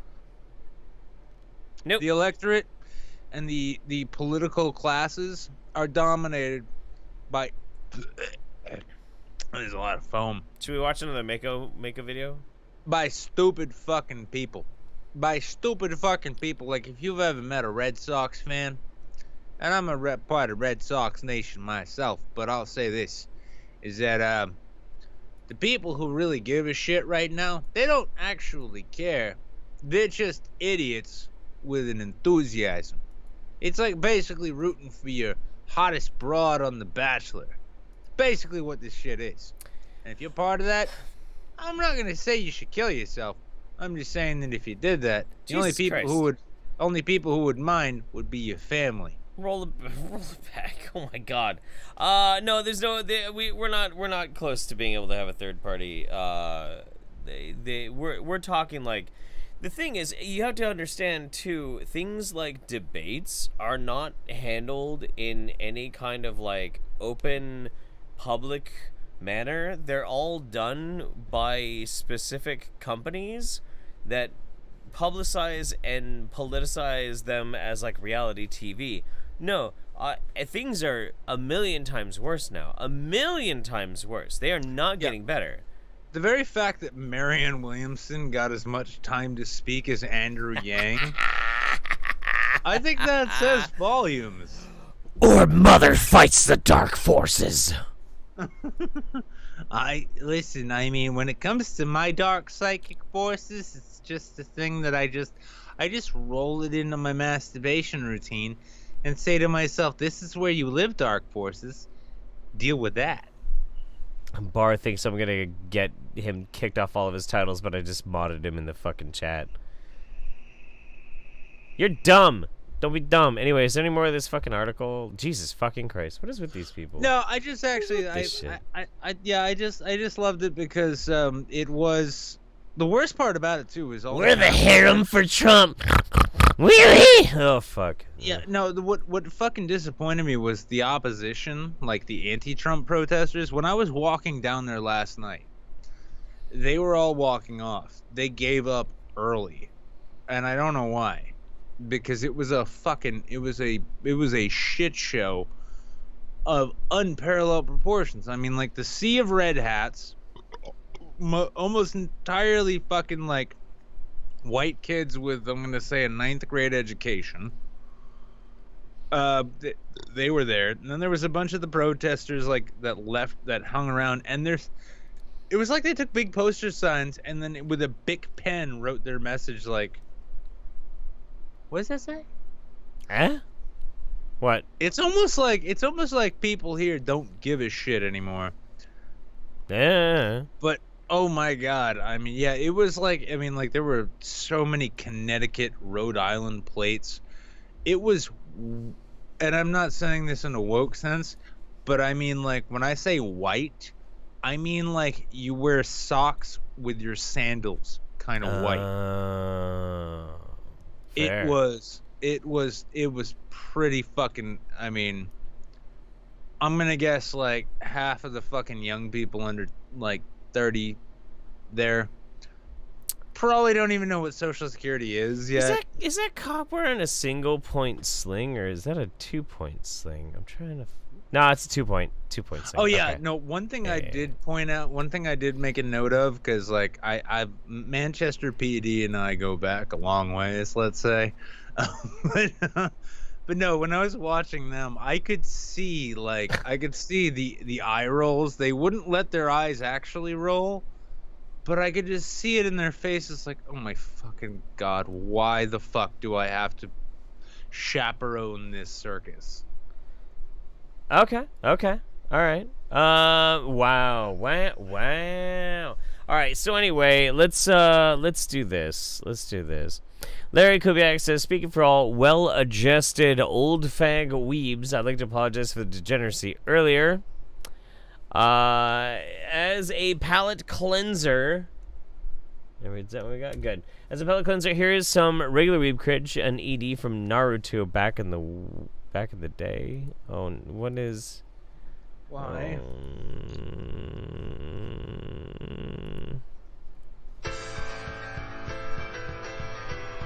Oh, this is fine. No, this is great.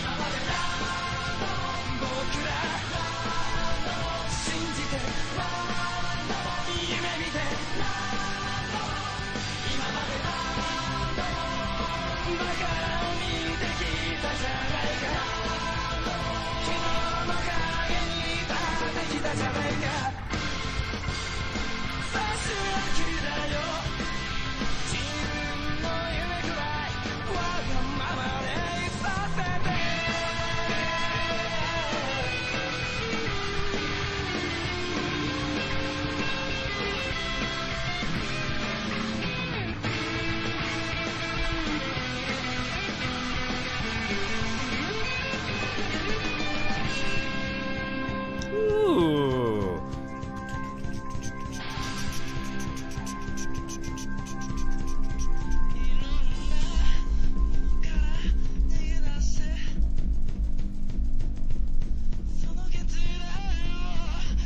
Oh, Larry, I love the music. Oh, me too.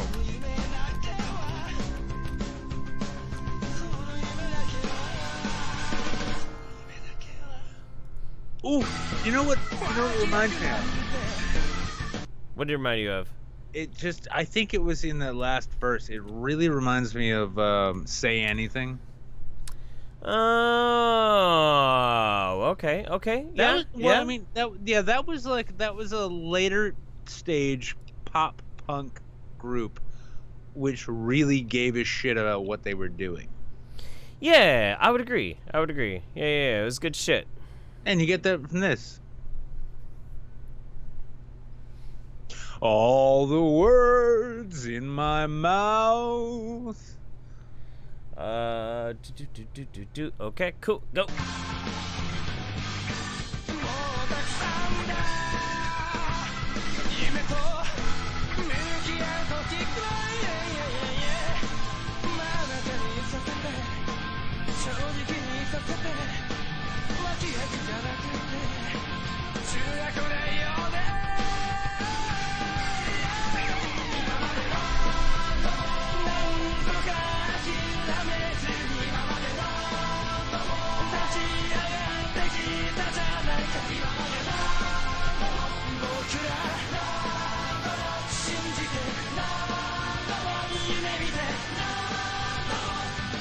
So there's been I've had this idea for a long time. I've had basically wife karma I've been saving up that when I cash it in I can go on a nice big trip, and it's either going to be to the UK or to China Nippon. or to Japan. And like Nippon. things like this made me want to be like, yeah, I'm gonna go to Japan, it's gonna be fucking great. It's not gonna be like this. It's not gonna be like this at all. China will. No, you'd have to spend a long time in certain internet forums to find out where these shows happen. Right. And China, like, I could get some really, really cheap suits made and, like, you know, go see some pretty cool shit. But, like, I'm pretty sure all my European friends are gonna, like, force me. And get a samurai sword. Oh, no. God damn it! Princes of the universe, fighting and free. Got your word in my hand. I'm here for you, and I make my stand. Dicks are so cute. Oh my gosh. When you hold one in your hand and it starts twitching like it's nuzzling you. Or when you perk up and you're like, oh, yeah. And penis cunt is so happy. And it's the most adorable thing ever when sperm summer comes out and they're really shy, so you have to work hard. And when penis cunt and sperm summer meet and they're busting and it's all like, ooh, penis cunt is so adorable. Oh.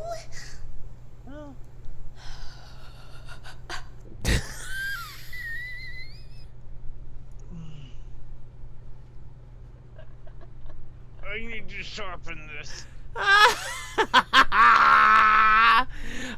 That's been our show. No, I love that breathy, like, oh my fucking god, what did I just do? Kind of reaction at the end. It's so good, dude. Do we got anything else, man? I think that's it for us. Fuck. Well, there's the farewell.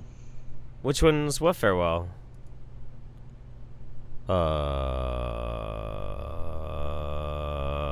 Peter Fonda? We did that a long time ago, didn't we? No, he died today. Peter Fonda died today? Yes. Really? Wow. Yes, sir. Easy Rider.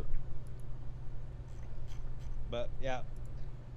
Farewell, Peter Fonda. Where the trees have leaves of prisms and break the light in colors that no one knows the names of. This year, the judges of the Cannes Film Festival presented the award Best Film by a New Director to Easy Rider. Easy Rider. It's the story of a man who went looking for America and couldn't find it anywhere. Easy Rider stars Peter Fonda. Two men enter America. One man arrive. In your own time. You should be proud. Also starring Dennis Hopper, the award-winning director of Easy Rider. Man, look, I gotta get out of here, man. We got Dennis Hopper. I gotta get out of here. Co-starring Jack Nicholson. I got this here, see, Scissor Happy Beautify America thing going on around here. They're trying to make everybody look like Yul Brynner.